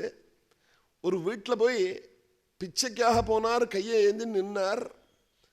அந்த அம்மா என்ன பண்ணா, விடிகார்த்தால வேளையில் பால் கறந்துன்னு இருந்தா. பவதி பிக்ஷாந்தேகின்னு சொல்றார், பிச்சை போடு அப்படிங்கிறார். இந்த பிச்சை போடுன்னு சொன்னதுக்கு அப்புறம் அடுத்த பீல் இழுத்துட்டாளாம். இவர் சொன்னதுக்கு அப்புறம் அந்த பால் கறக்கிறத உடனே நிறுத்தாதபடிக்கு அடுத்த பீல் இழுத்தான்னு சொல்லிவிட்டு இந்த விட்டு அடுத்த விட்டு போயிட்டார.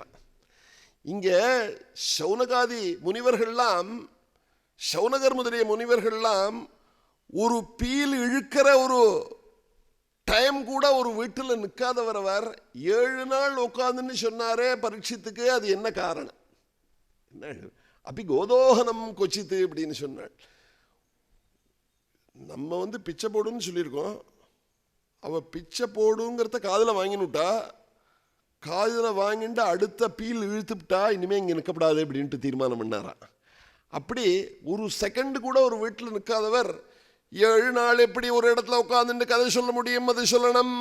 அதையும் தவிர பரீட்சித்து மகாராஜா சிற்றரசர்கள்லாம் ஏராளமாக கப்பத்தை கொண்டு வந்து செலுத்தின்னு இருக்கா, நிறைய பணத்தை கொண்டு வந்து கொடுத்துன்னு இருக்கா. அப்பேற்பட்ட ராஜ்யத்தை விட்டுவிட்டு எப்படி கிளம்பி போனான்?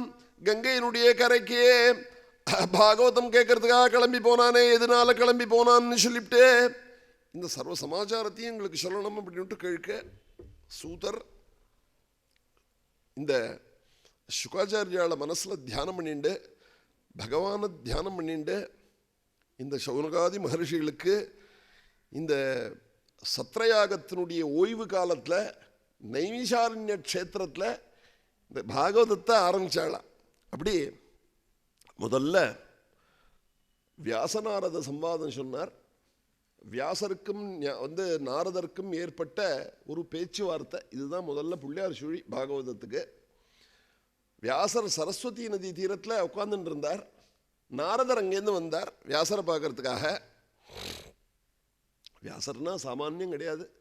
வியாசாய விஷ்ணு ரூபாய வியாசரூபாய விஷ்ணவே. வியாசர் வேற கிடையாது, பகவான் வேற கிடையாது. அப்பேற்பட்டவர் அந்த வியாசர் அங்கேருந்து பார்த்த நாளைக்கும் மனசு ஏதோ சரியில்லாத மாதிரி இருக்கே, என்ன காரணம் அப்படின்னு சொல்லிவிட்டு நாரதர் வியாசரை பார்த்து கேட்குறார். நீங்கள் என்ன சொல்லணும்? எனக்கு ஏன் மனசு சரியா இல்லைங்கிறத நீங்கள் என்ன சொல்லணும்?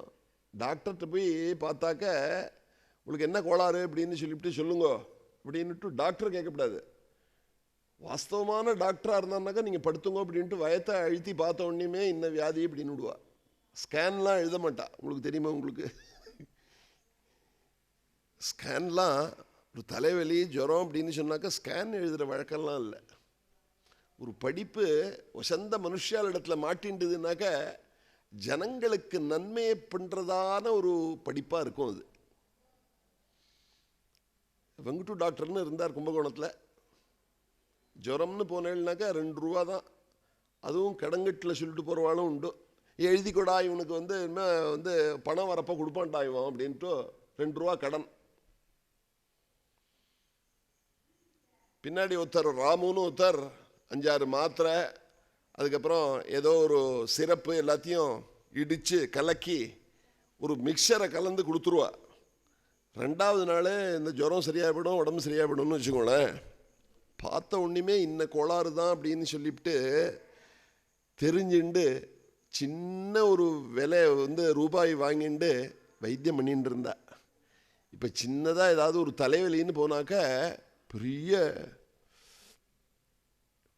ஸ்கேன்லாம் எழுதுகிறவாள்லாம் இருக்கா. நான் சொல்கிற மாதிரி நல்லவாளும் இன்றைக்கும் இருந்துன்னு இருக்கா. அதனால் வருத்தமாக இருக்குது.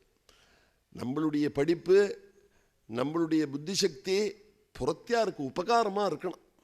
ராமகிருஷ்ணருடைய உபதேசத்தில் சாரமான உபதேசம் என்னதுன்னாக்க, ஒரு வீட்டில் குடியிருக்கா அப்படின்னு சொன்னாக்க அந்த வீட்டுக்கார ஆளுக்கு உரிமையாளருக்கு வாடகை கொடுக்கணும் இல்லையோ? மாசாந்திரம் வாடகை கொடுத்தா தான் வீட்டில் இருக்க முடியும். வாடகைக்கு இருக்கிறவன் நம்ம பகவானுடைய வீட்டில் இங்கே குடியிருந்துன்னு இருக்கோம். அவனுக்கு அவன் தான் எஜமானன். அவனுக்கு செலுத்துகிற வாடகை என்னது அப்படின்னு கேட்டாக்க, மனுஷாளுக்கு நாம் பண்ணுற கைங்கரியம், நாம் பண்ணுற சேவை தான் அவனுக்கு வசந்த வாடகையாக அவன் எடுத்துட்டு, அப்பா நீ இங்கே இருந்துட்டே இரு சாஸ்வதமான அவன் அப்படியே அனுகிரகம் பண்ணிகிட்டே இருக்கான் அவன். அதனால் புறத்தியாருக்கு நாம் பண்ணுற சேவை இருக்கே, அந்த சேவை தான் பகவானுக்கு ரொம்ப இஷ்டமானது. அவனுக்கு செலுத்தக்கூடிய வாடகை அதுதான். அதனால தான் நம்மளிடத்துல அவனுக்கு பிரேமை ஏற்படுறது, நமக்கு அனுகிரகம் பண்ணுறான். இது முக்கியமாக மனசில் வாங்கிக்கோன்னு சொல்லிவிட்டு ராமகிருஷ்ண பரமஹம்சருடைய சாரமான உபதேசம் இது. அதனால எனக்கு என்ன சிரமங்கிறத நீங்கள் தான் சொல்லணும் அப்படிங்கிறார் வியாசர். உடனே இந்த நாரதர் சொன்னார், வியாசாச்சாரியாலை பார்த்து, நீங்கள் வேதத்தை 4 பிரிச்சிருக்கேள், எத்தனையோ புராணங்கள்லாம் பண்ணியிருக்கேள், மகாபாரதம் பண்ணியிருக்கேள், ஆனால் உங்களுக்கு திருப்தி ஏற்படலை, மனசில் சிரமம் இருந்துருக்கு, மனசு சந்தோஷம் ஏற்படலை. அதுக்கு காரணம் என்னதுங்கிறத சொல்கிறேன். மகாபாரதங்கள்லாம் பண்ணியிருக்கேள், பகவானை அதில் எத்தனை ஸ்லோகம் சொல்லியிருக்கேள் பகவானை பற்றி, எத்தனையோ சண்டை பூசல், எத்தனையோ சமாச்சாரங்கள்லாம் அதில் சொல்லப்பட்டிருக்கு. நீங்கள் என்ன பண்ணணும்னா ஒரு புஸ்தகம் எழுதணும். அந்த புஸ்தகத்தில் ஒரு ஸ்லோகத்துக்கு ஸ்லோகம், பாட்டுக்கு பாட்டு என்ன பண்ணணும் அப்படின்னு கேட்டாக்க பகவானை பற்றி அதில் சொல்லப்பட்டிருக்கணும். இந்த பாகவதம் கேட்டேன்னாக்க 3 விஷயம்தான் மாற்றி மாற்றி வந்துட்டே இருக்கும். ஒன்று பகவானை பற்றி வரும், பகவானுடைய பக்தாளை பற்றி வரும், பக்தியை பற்றி வரும். இதுதான் இதில் இருக்குது இந்த புஸ்தகத்தில். பாகவதம் கேட்டு ஒருத்தருக்கு பக்தி வரல பகவானிடத்துலன்னு சொன்னாக்க எதை கேட்டாலும் வராது, தெரியுமா இல்லையா உங்களுக்கு? பாகவதத்தை கேட்டு பக்தி வரலன்னாக்க எதை கேட்டாலும் வராது. அதனால நீங்கள் ஒரு ஸ்லோகத்துக்கு ஸ்லோகம் பகவானை பற்றி எழுதணும்னு சொன்னாள். அதையும் தவிர சான்றோர்கள்லாம் நல்ல விஷயம் சொன்னாதான் உட்கார்ந்துட்டு இருப்ப. போக்கிரிகள்லாம் என்ன வேண்டுமானாலும் கண்ணா பின்னான்னு பேசினான்னாக்க போக்கிரிகள்லாம் உட்காந்துன்னு சந்தோஷமாக கேட்டுன்னு இருப்பா. சான்றோர்கள் பகவானை பற்றி பேசினாதான் உட்காந்துட்டு இருப்பா. ஆகினால நீங்கள் எழுதக்கூடிய புஸ்தகத்தை பக்தாள்லாம் படிக்கணும், சான்றோர்கள்லாம் படிக்கணும்னாக்க ஒரு ஸ்லோகத்துக்கு ஸ்லோகம் பகவானை பற்றி பேசணும். அது மாதிரி ஒரு புஸ்தகம் நீங்கள் எழுதணும்னு சொல்லிவிட்டு நாரதர் வியாசரை பார்த்து சொல்கிறார். இந்த நாரதர் பாகவதம் எழுதுறதுக்கும் காரணமாக இருந்திருக்கார், ராமாயணம் எழுதுறதுக்கும் காரணமாக இருந்திருக்கார். வால்மீகியினுடைய ஒரு குடிசைக்கு போய் ராமாயணத்தை சுருக்கமாக உபதேசம் பண்ணி நீங்கள் ராமாயணம் எழுதணும்னு நாரதர் தான் தூண்டினவர். அதே மாதிரி வியாசர்கிட்ட இங்கே பாகவதம் எழுதுறதுக்கும் இவர் தான் தூண்டுறார். நயத்வச்சித்ர பதம் ஹரேர் யசா ஜகத் பவித்ரம் நகிருணீத கர்ஹிசித் தத்வாயசம் தீர்த்தமுஷந்தி மானசா நயத்ர ஹம்சா நிரமந்த்யுஷிக்ஷயா. ரொம்ப அழகா சொல்றார் நாரதர். சான்றோர்கள் ஆண்டவனை பற்றியும் பரம்பொருளை பற்றியும் பேசினாதான் அந்த இடத்துல உட்கார்ந்துட்டு இருப்பா. சாமானிய பேச்சு பேசினா உட்கார மாட்டா. ஒரு அன்னபட்சியானது ஒசந்த மானச சரஸில் தான் உட்கார்ந்துட்டு இருக்கோம், ஒசந்த தீர்த்தத்தில் தான் உட்கார்ந்துட்டு இருக்கோம். ஒரு காக்கையானது சாக்கடையில் கூட உட்காரும். அது மாதிரி சாமானிய மனுஷாள் சின்ன சின்ன விஷயத்தெல்லாம் பேசுகிற இடத்துலலாம் உட்காந்துட்டு இருப்பா. சில பேர் அவள்கிட்ட மாட்டினோன்னாக்க என்ன ஹோட்டலில் சாப்பிடலாம்னு சொல்லுவா, என்ன டெபாசிட் என்ன கம்பெனியில் பண்ணாக்க நிறையா இன்ட்ரெஸ்ட் வரும், இதை பற்றியே பேசிகிட்டு இருப்பா, என்ன ஷேர் வாங்கலாம். ஆனால் நம்மளுடைய பாகவத சம்பிரதாயத்தில் ஒருத்தருக்கு ஒருத்தர் என்னத்தை பற்றி பேசணும்னு சொன்னாக்க பகவானை பற்றி தான் பேசணும்.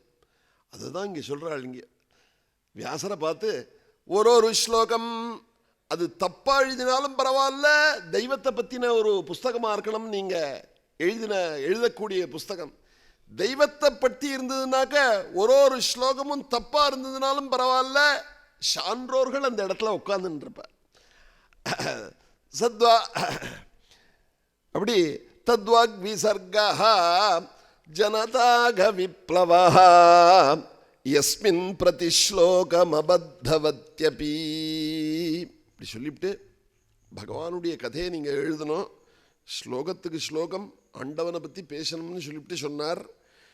சத்சங்கத்தினுடைய பெருமை இது. எதனால் இந்த புஸ்தகத்தை எழுதணும்னு சொன்னாக்க எதிர்காலத்தில் நீங்கள் எழுதக்கூடிய பாகவத புஸ்தகத்தை பக்தாள்லாம் படிப்பா, சாதுக்கள்லாம் படிப்பா, பக்தாளுக்கெல்லாம் அதெல்லாம் சொல்லுவா. அந்த பக்தாள்லாம் க்ஷேமத்தை அடைவாள். அவளுக்கு சகல பாக்கியமும் ஏற்படக்கூடியது. இந்த சத்சங்கத்தினுடைய பெருமையை நான் சொல்கிறேன் அப்படின்ட்டு தன்னுடைய பூர்வ ஜென்ம விற்த்தாந்தத்தை சொல்கிறார் நாரதர். அவர் தன்னுடைய முதல் ஜென்மால தனக்கு என்ன நடந்ததுங்கிறத சொல்கிறார். நமக்கு போன ஜென்மால என்ன நடந்ததுன்னு நம்மளால சொல்ல முடியுமோ? நேற்றுக்கு என்ன சாப்பிட்டோங்கிறதே மறந்து போயிடுது நமக்கு. முந்தா நேற்றுக்கு என்ன சமையல்னு கேட்டால் நமக்கு தெரியுமோ? 4 நாள் முன்னாடி என்ன சமையல்னு கேட்டால் தெரியுமோ? நல்லவாளோட சேர்ந்தாக்க அவள் என்ன பாபம் பண்ணினாலும் சரி அந்த பாபங்கள்லாம் போயிடும். எது மாதிரி அப்படின்னு சொன்னாக்க, கல்கட்டாவில் இப்போ தான் கல்கட்டாவில் போய் உபன்யாசம் பண்ணிட்டு வந்தோம். சொற்பொழிவு கல்கட்டாவில் நடந்தது.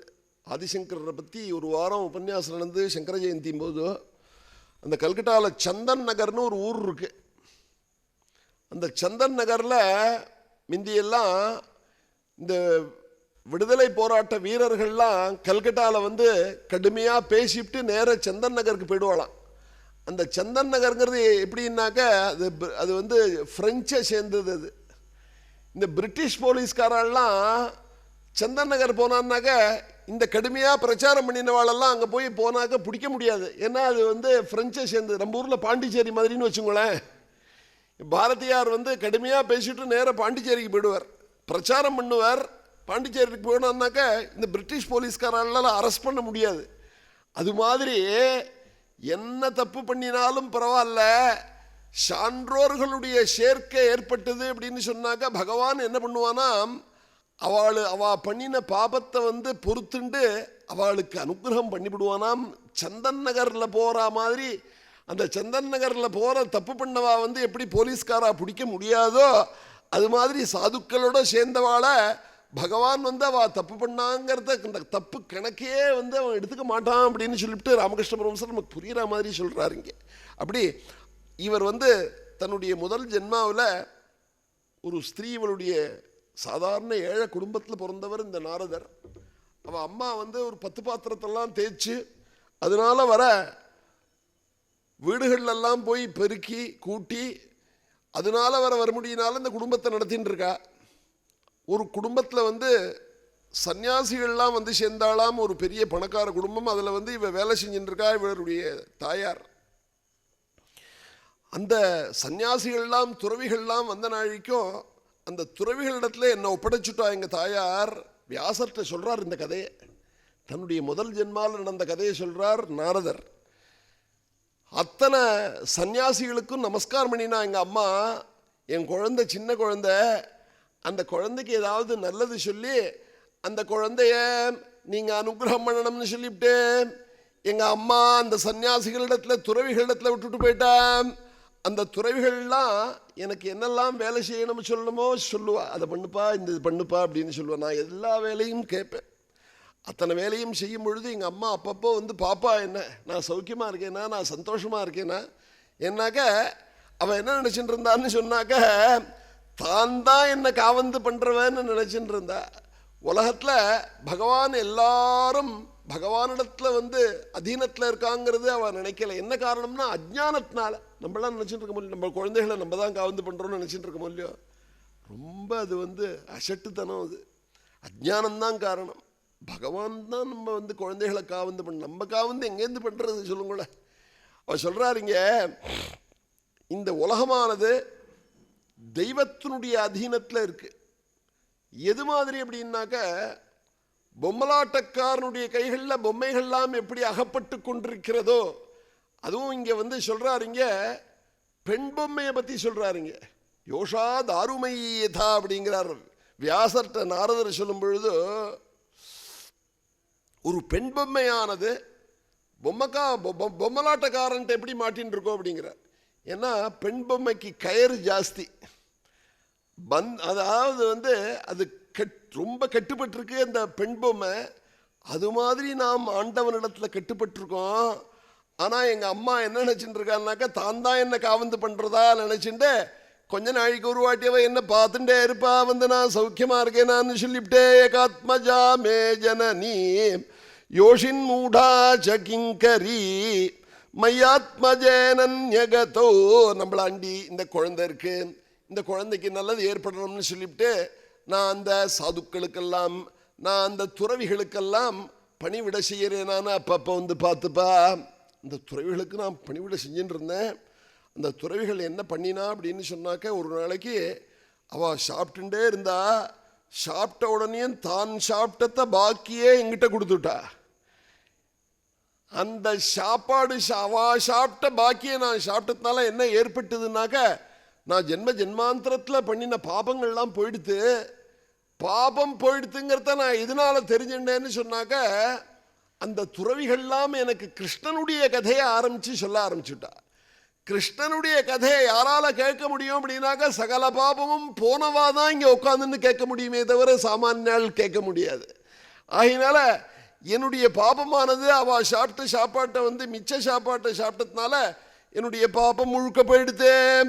ஆகினால அவ உடனே கிருஷ்ணனுடைய கதையை ஆரம்பிச்சு எனக்கு சொல்ல ஆரம்பிச்சுட்டாள். தத்ரான்வஹம் கிருஷ்ண கதா பிரகாயதம் அனுகிரகேண ஸ்ருணவம் மனோஹராஹ. மனோகரமான மனசை அபகரிக்கக்கூடிய கிருஷ்ணனுடைய சரித்திரத்தை ஆரம்பிச்சு சொல்ல ஆரம்பிச்சுட்டோம். அப்படியே சொக்கி போயிடுவேன் அவ சொல்ற கதையை கேட்டு கேட்டு கேட்டு. இப்போ இந்த பாகவதம் மொத்தம்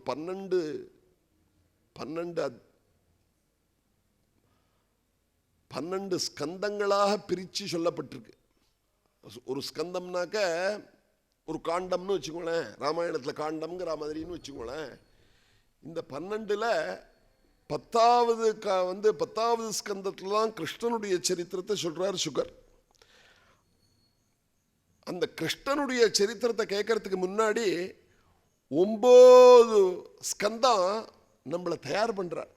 கிருஷ்ணனுடைய சரித்திரம் சாமான்யமாது, அது கேட்கறதுக்கான புத்தி நம்ம புத்தி கரெக்டாகணும் இல்லையோ, அந்த புத்தியை கரெக்ட் பண்றதுக்காக 9 ஸ்கந்தம் நமக்கு சொல்றார். அந்த 9 ஸ்கந்தத்தை சொல்லி நம்மளை பரிபக்குவப்படுத்தி அதுக்கப்புறம் தான் கிருஷ்ணனுடைய ஜனனத்தை கிருஷ்ணனுடைய கதையை ஆரம்பிக்கிறார்.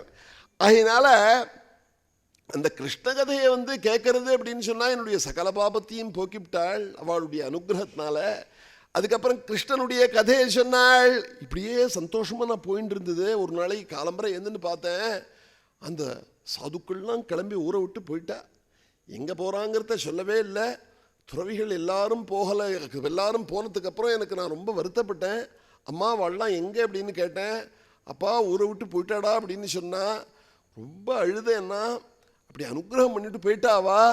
ஒரு நாளைக்கு என்ன ஆச்சு, எங்கள் அம்மாவும் நானும் எப்போ பார்த்தாலும் பக்கத்தில் இருக்கிறது, அம்மா என்ன பார்க்கறது, நான் அம்மாவை பார்க்கறது, சந்தோஷப்படுறது, இப்படியே இருந்துட்டு இருந்தது. ஒரு நாளைக்கு சாயந்தரம் வேலை செய்யக்கூடிய இடத்துக்கு கொல்லைக்கு போனா, அங்கே ஒரு பாம்பானது எங்கள் அம்மா அவனுடைய காலில் கடிச்சு கொடுத்தோ. பாம்பு கடிச்ச நாளைக்கும் எங்கள் அம்மா காலமாயிட்டா. நான் அம்மாவே கத்தின்னு நான் இருந்தேன், என்னையே கத்தின்னு சொல்லிவிட்டு அம்மா இருந்தா. எங்கள் அம்மா காலம் ஆன நாளைக்கும் என்னால் தாங்கவே முடியல அந்த பிரிவை. நான் உடனே என்ன பண்ணினேன்னு சொன்னாக்க, மனசை தேத்திண்டேன். அம்மாங்கிற ஒரு பந்தகம் இருந்தது நமக்கு, பகவானை ஆராதனம் பண்ண முடியாமல் இருந்தது. ஆகினால பகவானா பார்த்து அந்த அம்மாவை தன்னிடத்துல அழைச்சுன்னு விட்டாள். இனிமே பகவானை தவிர வேறு கதி கிடையாதுன்னு சொல்லிவிட்டு பகவானை குறித்து தபஸ் பண்ணணுங்கிறதுக்காக அந்த இடத்துலேருந்து கிளம்பி பல காடுகள் பல மலைகள்லாம் தாண்டி ஒரு காட்டில் போய் உட்கார்ந்துட்டேன். பகவான் அப்படியே தியானம் பண்ணினேன். பகவானை தியானம் பண்ண நாளைக்கும் பகவான் உள்ளுக்குள்ளே தெரிய ஆரம்பிச்சுட்டான். கொஞ்ச நாழி தெரிஞ்ச ஆனதுக்கு அப்புறம் உடனே நான் சந்தோஷப்பட்டேன். சந்தோஷப்படுற சமயத்தில் பகவான் தன்னுடைய ஸ்வரூபத்தை அப்படியே தெரிவிச்சு காமிச்சுட்டு இருந்ததை அப்படியே நிறுத்திவிட்டான். நிறுத்தினதுக்கு அப்புறம் வருத்தப்பட்டேன். அப்பா, நீ அடுத்த ஜென்மால நாரதனா பிறக்க போற, பிரம்மாவனுடைய புள்ளியா பிறக்க போற, உனக்கு விசேஷமான அனுகிரகம் பண்றேன் அப்படின்னுட்டு முதல் ஜென்மாவில் எனக்கு பகவானுடைய தரிசனம் கிடைச்சது. அதுக்கான காரணம் என்னதுன்னு சொன்னாக்க, பகவானுடைய கதையை நான் சாதுக்கள் மூலமாக கேட்டதுதான் காரணம். ஆகையினால நீ பாகவத புஸ்தகத்தை நீ பண்ணணும்னு சொல்லிவிட்டு நாரதர் வியாசரை கூப்பிட்டு கடுமையா சொன்ன. உடனே வியாசர்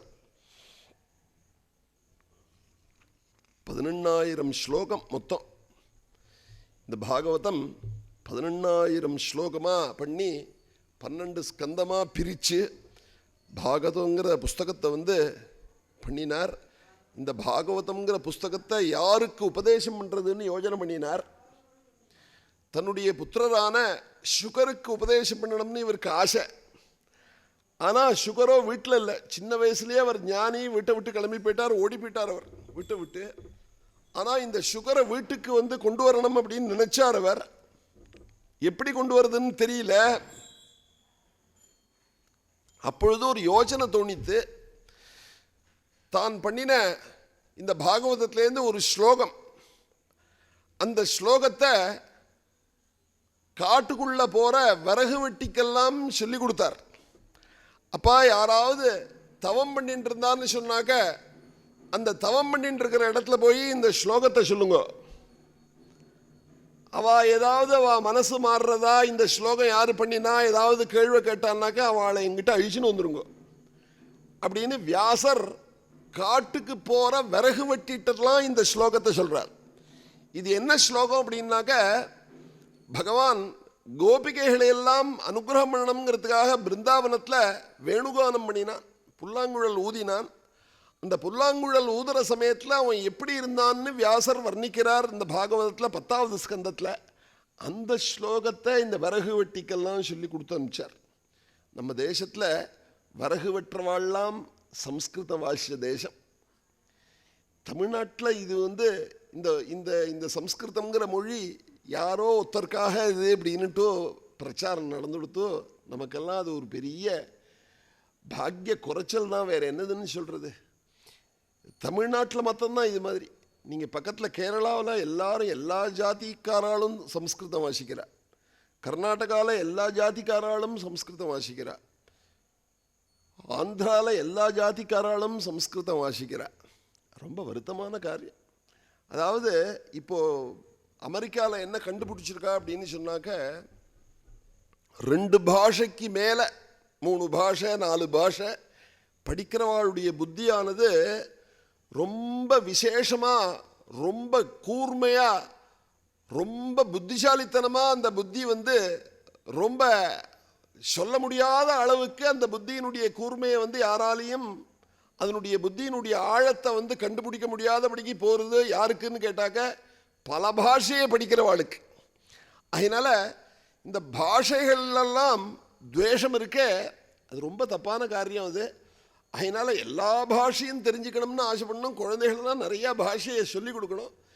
அது என்ன, தேசோ விஷாலகா, நம்மளுடைய தேசம் இருக்கே, தேசத்தை விட்டு வெளியிலெல்லாம் போகிறா. அதெல்லாம் நம்ம வந்து என்கரேஜ், நம்ம வந்து வெளிநாட்டுக்கே போகப்படாதுன்னு வச்சுட்டு இருக்கோம். நம்ம எத்தனை கோடி ரூபா கொடுத்தாலும் வெளிநாட்டுக்கு போகிறது கிடையாது, வெளிநாட்டில் உபன்யாசம் பண்ணுறது கிடையாதுன்னு வச்சுட்டு இருக்கோம். ஏன்னா நம்மளுடைய தேசத்தினுடைய பெருமையை வந்து யாரால சொல்ல முடியும்? அதனால் இந்த உலகத்திலேயே நம்மளுடைய பாரத பூமி இருக்கே, இந்த பாரத பூமி தான் கர்ம பூமின்னு பேர். நல்ல காரியங்கள்லாம் இங்கே தான் பண்ண முடியும். நல்ல க்ஷேத்திரங்கள்லாம் நம்ம ஊரில் தான் இருக்குது, நல்ல மலைகள்லாம் நம்ம ஊரில் தான் இருக்குது, நல்ல நதிகள்லாம் நம்ம ஊரில் தான் இருக்குது. அதனால் வெளிநாட்டுக்காரெல்லாம் நம்ம ஊரை வந்து பார்த்து ஆச்சரியப்படுறான். நம்ம தான் வெளிநாட்டுக்கு போய் ஆச்சரியப்பட்டுவிட்டு அங்கங்கே அவெல்லாம் தங்கி அங்கங்கே ஏதோ பணம் சம்பாதிக்கிறதுக்காக போகிறாளே தவிர சொந்த க்ஷேத்திரங்கள்லாம் நம்ம ஊரில் தானே இருக்குது. பாரத தேசத்தினுடைய பெருமையே இந்த பாகவத புஸ்தகம் முழுக்க சொல்லப்பட்டிருக்கு. அதெல்லாம் சொல்லிகிட்டே இருக்க போகிறோம் நம்ம. அதனால் இந்த நாரதர் வியாசருக்கு பாகவதத்தை உபதேசம் பண்ணணும்னு சொன்ன நாழிக்கும் இந்த சுகாச்சாரியாளுக்கு சொல்லிக் கொடுக்கணும், இந்த பாகவத புஸ்தகத்தை பண்ணிவிட்டுன்னு சொல்லிவிட்டு வியாசர் ஆசைப்பட்டார். அந்த விறகு வெட்டி ஒரு ஸ்லோகத்தை எல்லாருமா சேர்ந்து நொற்று பண்ணானுங்க. அந்த விறகு வெட்டிகள்லாம் ஆங்காங்கு இந்த காட்டில் வந்து தவம் செய்கிற முனிவர்கள்லாம் இருக்கிற இடத்துல போய் இந்த ஸ்லோகத்தை சொன்னான். அது என்ன ஸ்லோகம்னாக்கா, பகவான் எப்படி வந்து புல்லாங்குழல் வாசிச்சான்னு சொல்லிட்டு 10வது ஸ்கந்தத்தில் நம்ம வர்ணிக்க போகிறோம். இப்போ ஸ்லோகத்தை மாத்திரம் சொல்ல போகிறோம். பர்ஹாபீடம் நடவரவபுஹு கர்ணயோः கர்ணிகாரம் பிப்ரத்வாசः கனககபிஷம் வைஜயந்தீஞ்ச மாலாம் ரந்த்ரான் வேணோரதரசுதயா புரயன் கோபவ்ருந்தைः பிருந்தாரண்யம் ஸ்வபதரமணம் பிராவிஷத்கீத கீர்த்தி. பகவானை வர்ணிக்கிற ஸ்லோகம் இது. ஒரு விறகு வெட்டி இந்த சுகர் தபஸ் பண்ணுற இடத்துல போய் சொல்லிவிட்டான். சுகாச்சாரியால், அப்பா இது யாருடா பண்ணது இது அப்படின்னு கேட்டார்னாக்க, வாங்கோ அழிச்சின்னு போகிறேன் அப்படின்னு சொன்னார். நேர இந்த சுகாச்சாரியாள்கிட்ட கொண்டு வந்து இந்த வியாசாச்சாரியாள்கிட்ட கொண்டு வந்து விட்டுட்டாராம். இந்த சுகரை வீட்டுக்கு கொண்டு வந்து விட்டுட்டாருன்னு வச்சுக்கோங்களேன். அப்படியே கட்டின்ற புத்திரனை பார்த்து சின்ன வயசில் பார்த்தது, ஆஹாஹா இப்பேற்பட்ட ஒரு ஞானத்தை அடைஞ்சவனா நம்மளுடைய புத்திரன்னு சொல்லிவிட்டு அந்த சுகருக்கு வியாசர் பாகவதத்தை உபதேசம் பண்ணினார் அப்படின்னு சொன்னாள். உடனே இந்த பாகவதம் சுகாச்சாரியாளுக்கு பாகவதம் கிடைச்சி போயிடுது. இப்போ இந்த பாகவதத்தை சொல்றதுக்கு ஒரு இடம் கிடைக்கணும் இல்லையோ, அந்த பரீட்சித்தினுடைய கதை இங்கே சொல்லப்படுறது. மேற்கொண்டு இந்த பரீட்சித்தினுடைய கதையை சொல்லணுங்கிறதுக்காக மகாபாரதத்திலேருந்து கொஞ்சம் போகிற மகாபாரத கதை இங்கே வந்து பாகவத ஆரம்பத்தில் சொல்லப்படுறது.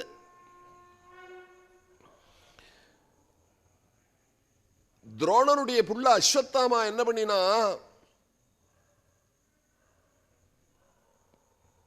துரியோதனுடைய பட்சத்தில் நமக்கு ஏதாவது நல்லது பண்ணதா இருக்கணும். மகாபாரத யுத்தம் நடந்துன்னு இருக்கு. மகாபாரத யுத்தம் நடக்கிற சமயத்தில் துரோணரோட புள்ள அஸ்வத்தாமான்னு பேர். அந்த அஸ்வத்தாமா என்ன பண்ணா, ராவோட ராத்திரியா இந்த பாண்டவாள்லாம் இருக்கிற கூடாரத்துக்கு வந்து சேர்ந்தான். அந்த பாண்டவாள்லாம் இருக்கிற கூடாரத்தில் 5 பேர் வரிசையா படுத்துட்டு இருந்தா. 5 பேரையும் தலையை சீவிட்டான். தூங்கிட்டு இருக்கிறப்ப எவ்வளோ பெரிய வீரம் பாருங்க. இந்த அஸ்வத்தாமா 5 பேருடைய தலையும் சீவிட்டான். அவன் என்ன நினச்சிட்டு இருக்கான், பாண்டவாள்னு நினச்சிட்டு இருக்கான். அவன் வெட்டினவா யாருன்னு சொன்னாக்க பாண்டவாளுடைய குழந்தைகள். கிரமமாக தர்மபுத்திரர், பீமசேனன், அர்ஜுனன், நகுலன், சகாதேவன், இந்த 5 பேருக்கும் பிறந்த 5 குழந்தைகளை தலையை சீவிட்டான். தலையை சீவிட்டு பாண்டவாளை வந்து கொண்டுவிட்டேன் அப்படின்னுட்டு துரியோதன இடத்துல போய் சொல்லி ராவோட ராவா அங்கே பெரிய விருந்து நடக்கிறது. அங்கே காலம்பரை என்னன்னு பார்த்தா 5 குழந்தைகளும் போயிடுத்து. திரௌபதி கதர்றா. ஒரு வீரத்தாய்க்கு எதை சொன்னாக்க அந்த வீரத்தாய் அவ மனசு சமாதானம் அடையுமோ அந்த ஒரு சபதத்தை அர்ஜுனன் பண்ணினான். அம்மா திரௌபதியை பார்த்து சொன்னா, அம்மா இன்னைக்கு சாயந்தரம் அஸ்தமிக்கிறதுக்குள்ள, சூரியன் அஸ்தமிக்கிறதுக்குள்ள எந்த மகா துரோகியானவன் நம்மளுடைய குழந்தைகளெல்லாம் கொன்னானோ அவனுடைய தலையை கொண்டு போய் உன்னுடைய காலடியில் சேர்க்கிறேன் அப்படின்னு சொல்லிவிட்டு கிருஷ்ணா தேரை பூட்டு அப்படின்னு சொன்னான். பகவான் தேரை பூட்டின்னு வந்து ரெடியாக வந்து நின்னா. இந்த அர்ஜுனன் ஏறினான் தேரில் ஏறினா. அந்த அஸ்வத்தாமாவை துரத்தின்னு போனான். அஸ்வத்தாமா எல்லை தாண்டி ஓடுறான். ஓடி அந்த அர்ஜுனனானவன் அப்படியே அவனை வந்து பிடிச்சுட்டான் அஸ்வத்தாமாவை. அஸ்வத்தாமாவை பிடிச்ச நாழிக்கும் கிருஷ்ணனை பார்த்து கேட்டானாம், இவனை என்ன பண்றது அப்படின்னு கேட்டானாம். கொன்னுடு அப்படின்னு சொன்னார் பகவான். இந்த இடத்துல சாஸ்திரத்தை வந்து இவன் சரியா அனுஷ்டானம் பண்றானான்னு சொல்லிவிட்டு சோதனை பண்ணினானாம் பரமாத்மா இந்த அர்ஜுன் இடத்துல. ஏன்னு கேட்டால் குரு பக்தி இருக்கான்னு பார்க்குறான். நம்ம தேசத்தில் குருவை வந்து தெய்வமாக நினைக்கணும்னு சொல்லியிருக்கு. அப்பாவை தெய்வமாக, அம்மாவை தெய்வமாக நினைக்கணும், அப்பாவை தெய்வமாக நினைக்கணும், ஆச்சாரியன் தெய்வமாக நினைக்கணும். வாசலில் ரோட்டில் போகிறாளோ இல்லையோ யாருன்னு தெரியாதபடிக்கு அவளை கூப்பிட்டு ஒரு ஜலமாவது கொடுக்கணும். அதிதியை தெய்வமாக நினைக்கணும். மாத்ருதேவோ பவா, பித்ருதேவோ பவா, ஆச்சாரிய தேவோ பவா, அதிதி தேவோ பவா, இப்படி சாஸ்திரங்கள் சொல்லப்பட்டிருக்கு. இவன் யாரு அப்படின்னு சொன்னாக்க துரோணரோட புள்ள அஸ்வத்தாமா. அவன் என்னதான் துரோகம் பண்ணினா கூட அந்த குருவனுடைய புள்ளைய வேறு கிடையாது, குரு வேறு கிடையாது. அதனால குருவுடைய பிள்ளையான அஸ்வத்தாமாவை கொல்லு அப்படின்னு சொல்லிவிட்டு பகவான் சொல்றான். இவன் கொல்றானா இல்லையா அப்படின்னு பார்க்கறான் பகவான். தர்மத்தை வந்து இங்க பரீட்சை பண்ணினான் அப்படின்னு சொன்னாள்.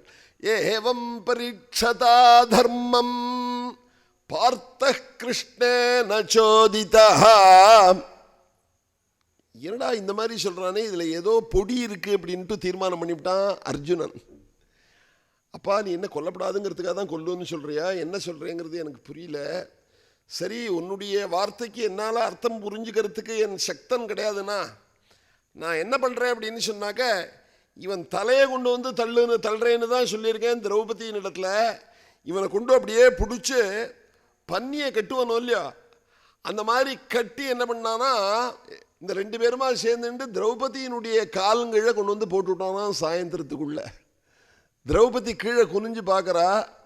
கீழே குனிஞ்சு பார்த்தான்னு சொன்னாக்க துரோணருடைய புள்ள அஸ்வத்தாமா கீழே கிடக்கான். இவன் தான் தன்னுடைய குழந்தைகள் 5 பேரையும் கொன்னவன்கிறத நன்னா தீர்மானம் பண்ணுறா.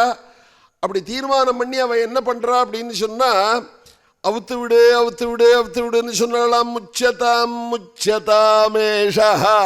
என்ன அழகு பாருங்களேன். மகாபாரதத்தில் ஒரு குழந்தைகளை வெட்டினவனை மன்னிச்சு விடுற ஒரு தேசமாக நம்மளுடைய தேசம் இருந்திருக்கு. எங்கேயாவது பார்க்க முடியுமா சொல்லுங்களேன். ஏய், நம்மளுடைய குருவான துரோணனுடைய புள்ள பண்ணியிருக்காண்டா, போனா பொறுத்தர அவுத்து விடுறா அப்படின்னு சொன்னான். இப்போ அமெரிக்காவில் ரிசர்ச்சில் யாருக்கு மன்னிக்கிற சுபாவம் இருக்கோ அவளுக்கு வியாதியே வருது கிடையாது அப்படின்னு சொல்லிவிட்டு கண்டுபிடிச்சிருக்கா. என்ன அழகு பாருங்களேன். இதெல்லாம் எத்தனையோ வருஷத்துக்கு முன்னாடி நம்மளுடைய தேசத்தில் முனிவர்கள்லாம் எழுதி வச்சுட்டு போன விஷயம். இதெல்லாம் புறத்தியார் பண்ணின தப்பை யார் மன்னிக்கிறானோ அவனுக்கு பிளட் ப்ரெஷர் வராது, அவன் சுகர்லாம் ஜாஸ்தியாக போகாது அப்படின்னுட்டு எத்தனை வருஷத்துக்கு முன்னாடி எழுதி வச்சுட்டு போயிருக்கா பாருங்களேன். அதனால் இப்போ ரிசர்ச் இப்போ பண்ணி கண்டுபிடிக்கிறா. மன்னிச்சு விட்டாலாம், விட்டுடுறா விட்டுடுறா விட்டுடுறான்னு சொன்னாலாம். முச்சதா முச்சதாமேஷா. அவன் யாருன்னு சொன்னாங்க, சயேஷ பகவான் துரோணா பிரஜாரூபேண வர்த்ததே. ஒரு அப்பா பிள்ளையினுடைய ஸ்வரூபமா அப்பா இருக்கான். ஆகினால உங்களுடைய குருக்களான துரோணர் வேற கிடையாது, அவனுடைய புள்ள வேற கிடையாது, அவுத்து விடு அப்படின்னு சொன்னான். உடனே இவன் அவுத்து விட்டு இவனை மன்னிச்சு விட்டுருக்கானேன்னு மரியாதையன்னா போகணும். ஆனால் அவன் என்ன பண்ணுறான், போக்கிரிக்கு மன்னிப்பு கொடுத்தான்னு சொன்னான்னாக்கா ஒழுங்காக இருப்பானாவா. அவன் என்ன பண்ணுறான் அப்படின்னு சொன்னாக்க, என்னடா ஒரு பெண்ணு நம்மளை மன்னிச்சு விடுறதாவது அப்படின்னு சொல்லிவிட்டு இதுக்கு மேலே என்ன ஆபத்தை கொடுக்கலாம் அப்படின்ட்டு யோஜனை பண்ணினா. இந்த அர்ஜுனுடைய பிள்ளையான அபிமன்யுனுடைய மனைவி உத்தரன்னு பேர். இந்த மகாபாரத யுத்தத்தில் ரொம்ப அதர்மமாக அபிமன்யுவை எல்லாருமா சேர்ந்து கொன்னுட்டான். எல்லாருமா சேர்ந்து கொன்னான். ஒத்தருக்கொத்தர சண்டை போட்டுன்னா கொல்லணும். ஒரு 7-10 பேர் அவா அத்தனை பேரும் பெரிய வீராள். அத்தனை பேருமா சேர்ந்துண்டு அபிமன்யை கொன்னுட்டா. அந்த அபிமன்யுனுடைய மனைவியான உத்தரையினுடைய கர்ப்பத்தில் இந்த பரீட்சித்து உள்ள உட்கார்ந்துட்டு இருக்கான். இந்த அஸ்வத்தாமா என்ன பண்ணினா, இந்த அத்தனை பாண்டவாளுக்கும் ஒரே ஒரு கரு தான் உள்ளுக்குள்ள உட்கார்ந்துட்டு இருக்கு. இந்த கருவை அறுக்கணும் அப்படின்னு சொல்லிவிட்டு அந்த உத்தரையினுடைய கர்ப்பத்துக்குள்ள இருக்கிற அந்த பரீட்சித்தை கொல்லணுங்கிறதுக்காக ஒரு அம்பை கொண்டு போய் விட்டானாம் இந்த அஸ்வத்தாமா மகாபாபி துரோகி. விட்ட நாழிக்கும் உள்ளுக்குள்ள போய் சூட்டுக்கோல் போட்டு தகிக்கிறது. இந்த பாண்டவாளுடைய குடும்பத்தில் ஆபத்து வந்தது அப்படின்னு சொன்னாக்க அடுத்த வீட்டுக்காராள்கிட்ட போய் எதிர்த்த வீட்டுக்காராள்கிட்ட போய் சொல்கிற வழக்கமே கிடையாது. உடனே பகவானை கூப்பிட்டு அவ ஸ்தோத்திரம் பண்ணினாள். பாஹி பாஹி மகாயோகின்னு தேவதேவ ஜகத்பதே நான்யம் துவயம் பஷ்யேயத்ர மிருத்யு பரஸ்பரம். ஹே மகாயோகின்னு, ஹே கோபாலா, நீதாண்டா காவந்து பண்ணணும். இந்த அஸ்வத்தாமா பரம அசத்தியனுடைய வயத்துக்குள்ள இருக்கிற சிசுவை கொல்லணுங்கிறதுக்காக அம்பை போட்டுட்டான். உள்ளுக்குள்ள தகிக்கிறது. அந்த அந்த அம்பனுடைய வேகம் என்னால் தாங்க முடியல, அதனுடைய சூட்டத்தினால தாங்க முடியல. ஹே பிரபோ, நீதாண்டா காவந்து பண்ணணும்னு சொல்லிவிட்டு சொன்னாலாம். அபித்ரவதி மாமீஷ ஷரஸ்தப்தாயசோ விபோ காமம் மஹது தஹது மம் நாத மஹமே கர்ப்போ நிபாத்யதம்.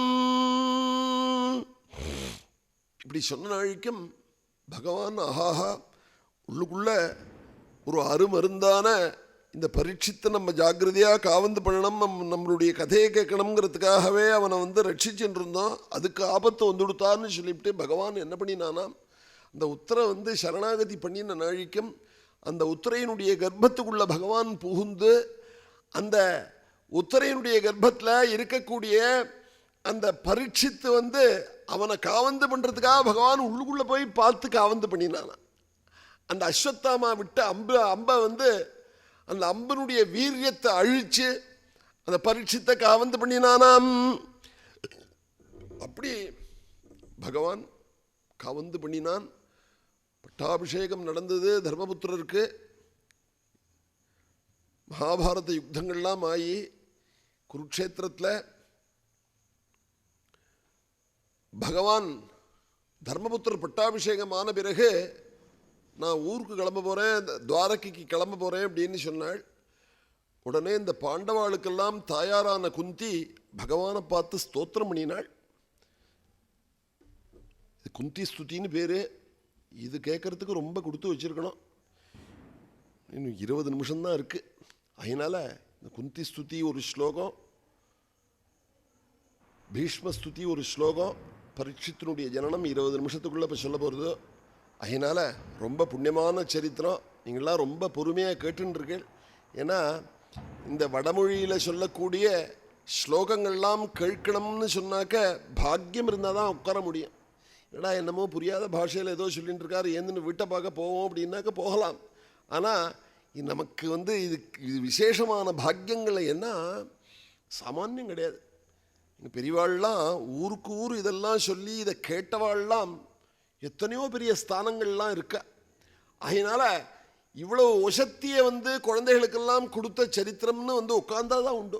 2 மணி நேரம் உட்கார்றது அப்படின்னு சொன்னாக்க அஷ்டாங்க யோகமும் சித்தியாருது அப்படின்னு சொல்லுவா.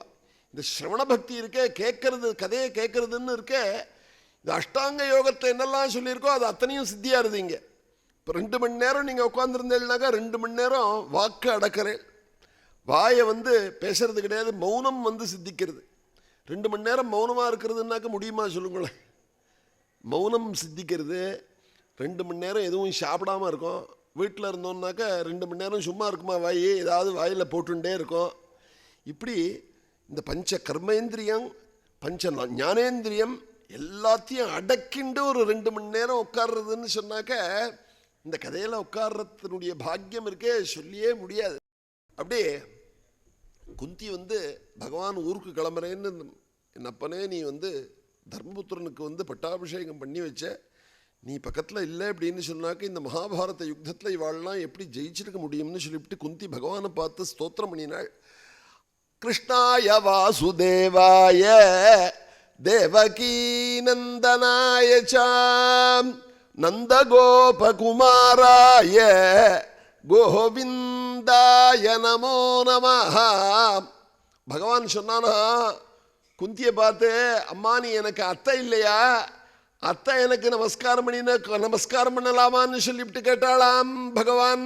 உடனே குந்தி சொன்னா, அத்தை சொத்தைன்னு சொல்லிவிட்டு என்னை ஏமாத்தலாம்னு நினச்சிட்டு இருக்கியா? நீ யாருன்னு எனக்கு தெரியும், நீ பரமாத்மான்னு எனக்கு தெரியும்டா, நீ இந்த உறவை சொல்லி ஏமாத்தலாம்னு நினச்சிட்டு இருக்கியா? ராமாயணத்தில் சில பேர் தான் பகவான்னு நினச்சின்றது.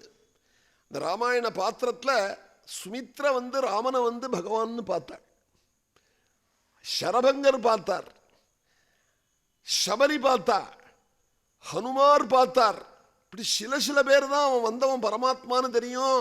இல்லைன்னா சாமானியாள்லாம் வந்து எத்தனையோ பேர் தசரதனுடைய புள்ள, கௌசல்யனுடைய புள்ளேன்னு ஏமாந்து போயிட்டாள். அதே மாதிரி கிருஷ்ணாவதாரத்தில் சில பேர் தான் பகவானை வந்து கிருஷ்ணனை வந்து அவன் பரமாத்மான்னு பார்த்தவாள்.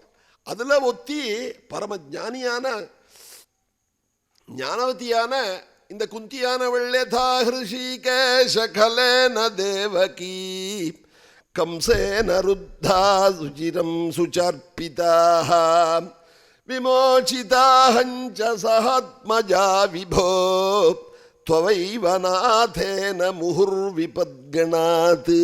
ஹே கிருஷ்ணா, க்ஷணத்துக்கு க்ஷணம் எங்களுக்கு ஆபத்து வந்ததுரா.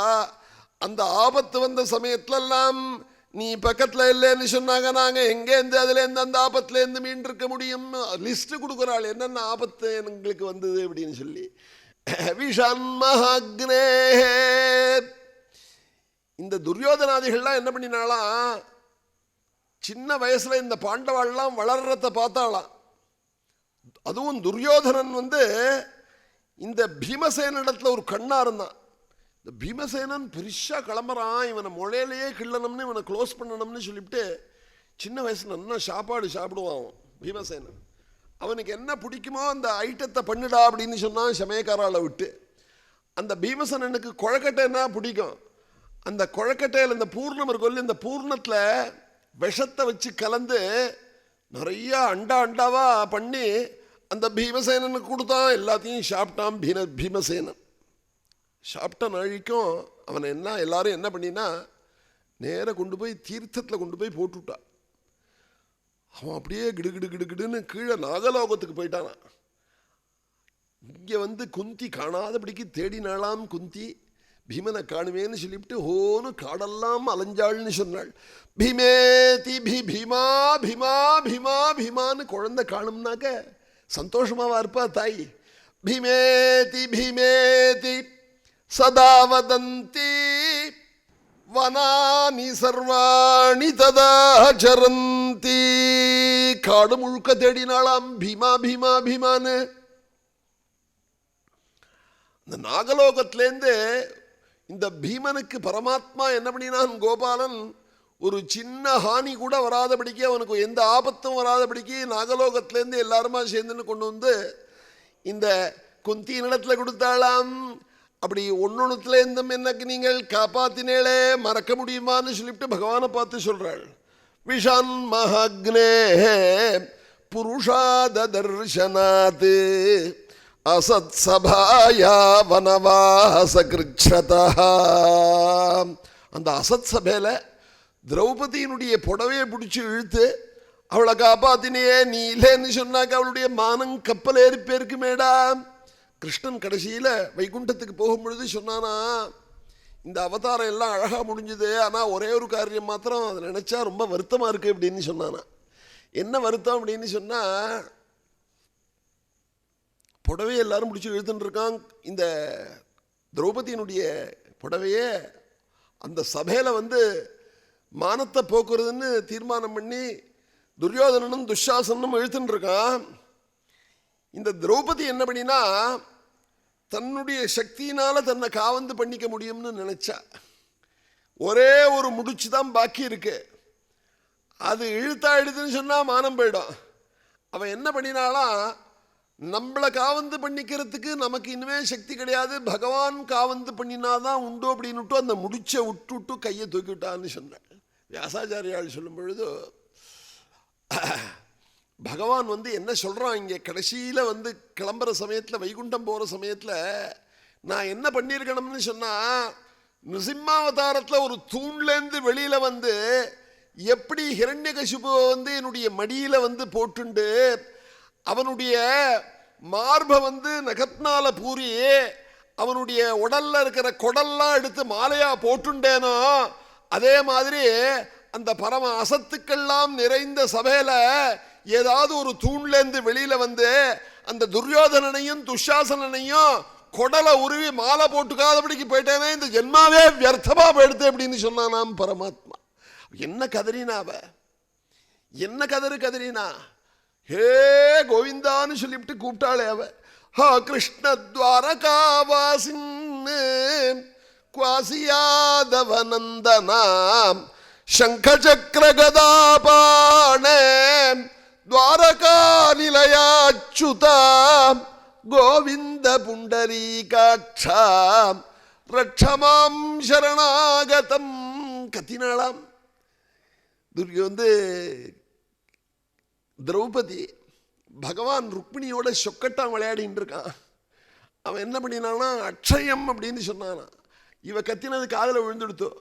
ஏ கோபாலா, நீ துவாரகையில் இருக்க, துவாரகையிலேருந்து இனிமே நீ தேரை பூட்டிண்டு அஸ்தினாபுரம் வரத்துக்குள்ளே என்னுடைய மானம் போயிடும், நீ துவாரகையிலேருந்தே ரட்சிக்கணும்னு சொல்லிவிட்டு கிருஷ்ண துவாரகாவாசின்னு குவாசியாதவநந்தனாம் சங்கசக்கர கதாபாணே துவாரகா நிலையாச்சுதா.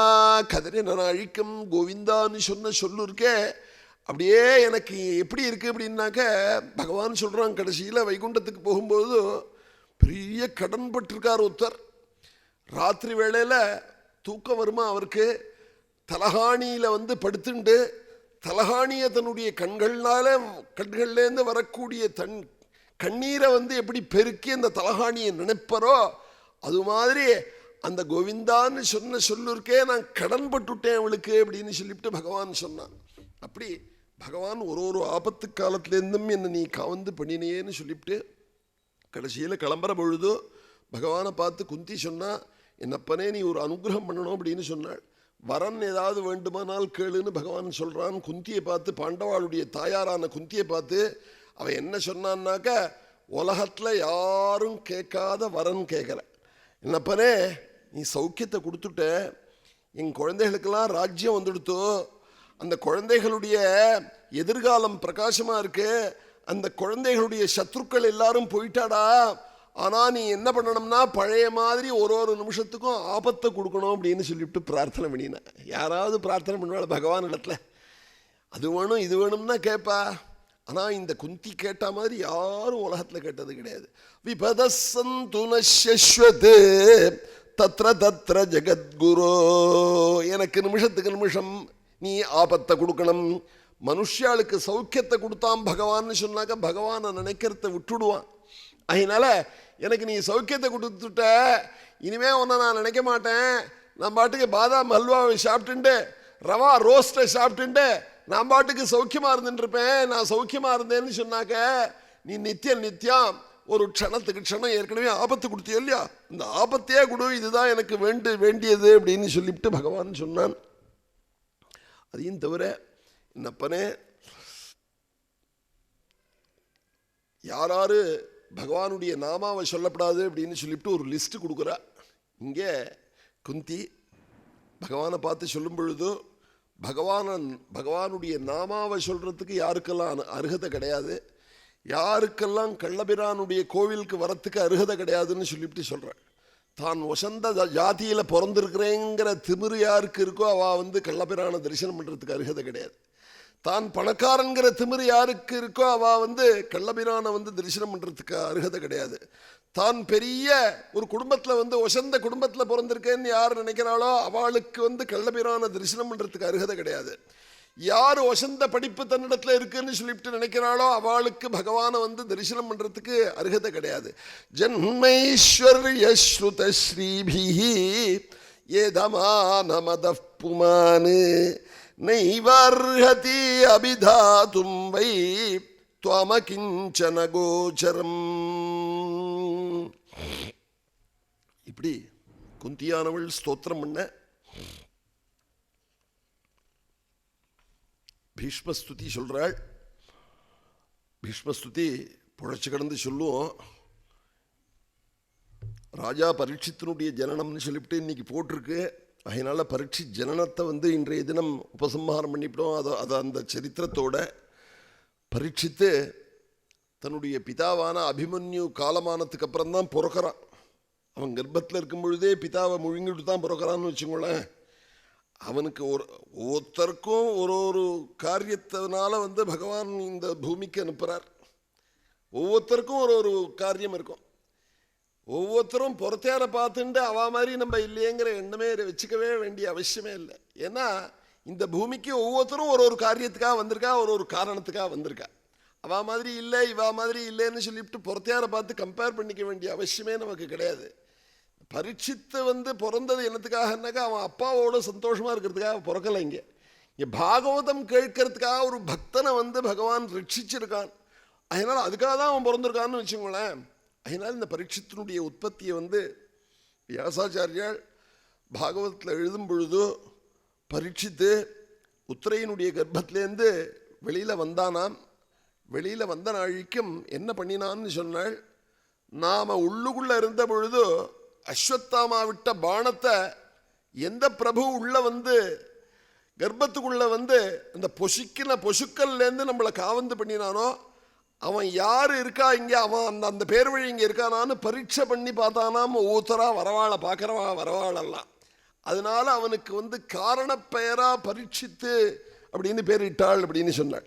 கர்ப்பதிருஷ்டமனுத்தியாயன் பரீட்சேதனரேஸ்விகா, நம்ம கர்ப்பத்துக்குள்ள வந்து எந்த பிரபுக்கா வந்து பண்ணானோ அவனா இவன் அவனா இவன் ஒவ்வொருத்தரா வரவாளெல்லாம் பரீட்சை பண்ணி பார்க்கறானாம். அதனால அவனுக்கு பரீட்சித்துன்னு பேரிட்டாள் அப்படின்னு சொல்லிவிட்டு வியாசாச்சாரியால் எழுதினாள். அதில் தர்மபுத்திரர் அப்பா இல்லாத குழந்தையா இருக்கே இது, இந்த குழந்தை நன்னா இருக்கணும்னு சொல்லிவிட்டு சான்றோர்களை எல்லாம் கூப்பிட்டு நிறையா தான தர்மங்கள்லாம் பண்ணி இந்த குழந்தைய ஆசீர்வாதம் பண்ணணும்னு சொன்னாள். இந்த குழந்தை வசத்தியாக இருக்க போகிறான், அவன் விசேஷமான கீர்த்தியோடு இருக்க போகிறான்னு சொல்லிவிட்டு எல்லா மகான்களும் பரீட்சித்துக்கு ஆசீர்வாதம் பண்ண, எல்லாரும் அனுகிரகம் பண்ண தர்மபுத்திரர் பரம சந்தோஷத்தை அடைந்தாள் அப்படின்னு சொன்னாள். எப்படி இருக்க போகிறான் அப்படின்னு அந்த மகான்கள்லாம் சொன்னான்னாக்க, பிரம்மண்யா சத்யசந்தஷ்ச ராமோ தாசரதிர்யதா, இவன் சத்தியத்தை தவிர எதுவும் பேச போகிறது கிடையாது. எது மாதிரின்னு சொன்னாக்க, திரேதாயுகத்தில் பிரபு ராமனுக்கு சத்தியத்தை தவிர எப்படி எதுவும் தெரியாதோ அது மாதிரி இருக்க போறான்னு சொல்றாள். இங்க ஏஷதாதா சரண்யஸ்ச யதா ஹ்யௌஷீனரஷிபிஹி, ஷிபி மாதிரி வந்து சரணாகதி பண்ணவாளை காவந்து பண்றதுல ஷிபி மாதிரி இருக்க போறான் அப்படின்னு சொன்னார். ஷிபி சக்கரவர்த்தி அங்கேருந்து ஒரு புறா வந்து சரணாகத்தின்னு வந்தது. ஒரு பருந்து வந்து துரத்தின்னு வருது அந்த புறாவை. அந்த ஷிபி சக்கரவர்த்தியின் இடத்துல புறா தஞ்சமடைய உடனே அதை ஜாக்கிரதையாக எடுத்து வச்சுன்னா, அங்கேருந்து பருந்து வந்தது. அது என்னோட இறை அது அப்படின்னு சொல்லிட்டு, என்னோட சாப்பாடு பகவான் எனக்காக சிருஷ்டி பண்ணியிருக்கான். அதை இந்த பகவத் சிருஷ்டியில் நீங்கள் வந்து குறுக்க நிற்கப்படாது அப்படின்னுட்டு அந்த ஷிபியை பார்த்து இந்த பருந்து சொல்கிறது, அது கிடையாது, அது சரணாகதி பண்ணி கொடுத்து என்கிட்ட, நீ தான் கதி அப்படின்னு சொல்லிவிட்டு வராளோ யார் வராளோ அவளுக்கு அனுகிரகம் பண்ணணும்னு நம்முடைய சாஸ்திரத்தில் சொல்லியிருக்கு. நமக்கு அவளை ரட்சிக்கிறதுக்கு சக்தி இருந்ததுன்னா கட்டாயம் ரட்சிக்கணும், அவளை காவந்து பண்ணணும். அதனால இப்போ எனக்கு பசிக்குன்னு என்ன பண்ண போகிறேன் அப்படின்னு சொல்லிவிட்டு கேட்டுது அந்த பருந்து. என்னுடைய சதையெல்லாம் பிச்சு பிச்சு பிச்சு பிச்சு நான் தரேன், நீ சாப்பிடு அப்படின்னு சொல்லிட்டு இந்த புறாவை வந்து திராசில் ஒரு தட்டில் வச்சான் ஷிபி. இன்னொரு தட்டில் தன்னுடைய சதையை அறுத்து வைக்கிறான். பெரிய பாகத்தை வந்து அறுத்து வைக்கிறான். அந்த புறா அப்படியே உட்காந்துட்டே இருக்கு. இது அப்படியே மேலே இருக்கு இந்த தட்டு. தன்னுடைய சதையை முழுக்க அறுத்து அறுத்து அறுத்து அறுத்து அறுத்து இந்த தட்டில் வச்சுட்டே இருக்கான். இந்த தட்டு மேலேயே இருக்கு, கீழே இறங்கவே இல்லை. கடைசியில் உடம்பு முழுக்க ரத்தம் சொட்டுறது. அந்த ஷிபி என்ன பண்ணினா, கொடுத்த வாக்க மீறப்படாதுங்கிறதுக்காக தன்னுடைய சரீரத்தையே அப்படியே இந்த திராசில் ஏறி உட்காந்துன்னா, அப்பா நீ சாப்பிட்டுக்கோ அப்படின்னு சொல்லிவிட்டு இந்த பருந்தை பார்த்து சொன்னான். அது மாதிரி அந்த வந்தவாளை வந்து சரணாகதின்னு சொல்லிவிட்டு அபயம்னு சொல்லிவிட்டு யார் வராளோ அவளை வந்து காவந்து பண்ண போறதுல ஷிபி சக்கரவர்த்தி மாதிரி இருக்க போறான்னு சொன்னாள். ஏஷதாதா சரண்யஸ்ச பிதாமஹ சமசம்யே பிரசாதே கிரீஷோபமஹா, எல்லாரிடத்துக்கும் ஒரே மாதிரியாக நடத்துறதுல பிரம்மதேவன் மாதிரி இருக்க போறான். எல்லாரும் ஒன்று, எல்லா ஜாதியினரும் எல்லாரும் ஒசத்தியும் கிடையாது மட்டமும் கிடையாது. இன்ன ஜாதி ஒசத்தி, இன்ன ஜாதி மட்டம், இன்ன ஜாதி வந்து இந்த மதம் ஒசத்தி, இந்த மதம் மட்டம், இப்படி இந்த எண்ணம் இருக்க வேண்டிய அவசியமே இல்லை. அதனால ராமகிருஷ்ணர் ரொம்ப அழகான ஒரு கதை ஒன்று சொன்னார். அதோட நம்ம உபசம்மாரம் பண்ணிப்போம். இன்னைக்கு சைவாளுக்கும் வைஷ்ணவாளுக்கும் பெரிய சண்டை வந்துடுத்தோம் யார் வசதிங்கிறதுல. இந்த ரெண்டு பேருக்கும் ஒத்துக்கக்கூடியதான ஒரு பெரிய ஒரு பண்டிதர் ஒருத்தர் இருந்தார் பெங்காலில் அந்த காலத்தில். பத்மலோச்சனர்னு ஒருத்தர். அந்த பத்மலோச்சனர் சொன்னாக்க வைஷ்ணவாளும் கேட்பா சைவாளும் கேட்பா. அப்பா இதுதான் அப்படின்னு சொன்னால் சரின்னு சொல்லிடுவா. என்ன படிப்பு, அவ பேர்பட்ட படிப்பு. அவர் பத்மலோச்சனனை கூப்பிட்டு வருவோம் அப்படின்னு சொல்லிவிட்டு ராமகிருஷ்ணர் சொல்கிறார், இதை யாரும் நான் வசதி நீ மட்டம்னு ஒருத்தருக்கு ஒருத்தர் சொல்லிக்காதீங்க, இந்த கதை நடந்த கதை அப்படின்னு சொல்லிவிட்டு இந்த சரித்திரத்தை சொல்கிறார் ராமகிருஷ்ணர். அங்கேருந்து பத்மலோச்சனர் ஆயிடுச்சுன்னு வந்து, அப்பா நான் சொன்னாக்க கேட்பேன் இல்லையோ ரெண்டு பேரும் அப்படின்னு வைஷ்ணவாளை கேட்குறா சைவாளை கேட்குறா. கேட்போம் அப்படின்ட்டு ரெண்டு பேரும் கும்பிடு போடுறா. உடனே அவர் சொன்னார், 15-20 தலைமுறையாக எங்களுடைய குடும்பத்தில் அத்தனை பேரும் பெரிய வித்வான்களாக இருந்திருக்கா, ரொம்ப படித்தவாளாக இருந்திருக்கா. அவள் வந்து சிவன் தான் வசத்தி விஷ்ணு தான் வசத்தின்னு சொல்லிவிட்டு ஒரு புஸ்தகத்துலையும் எழுதலைப்பா.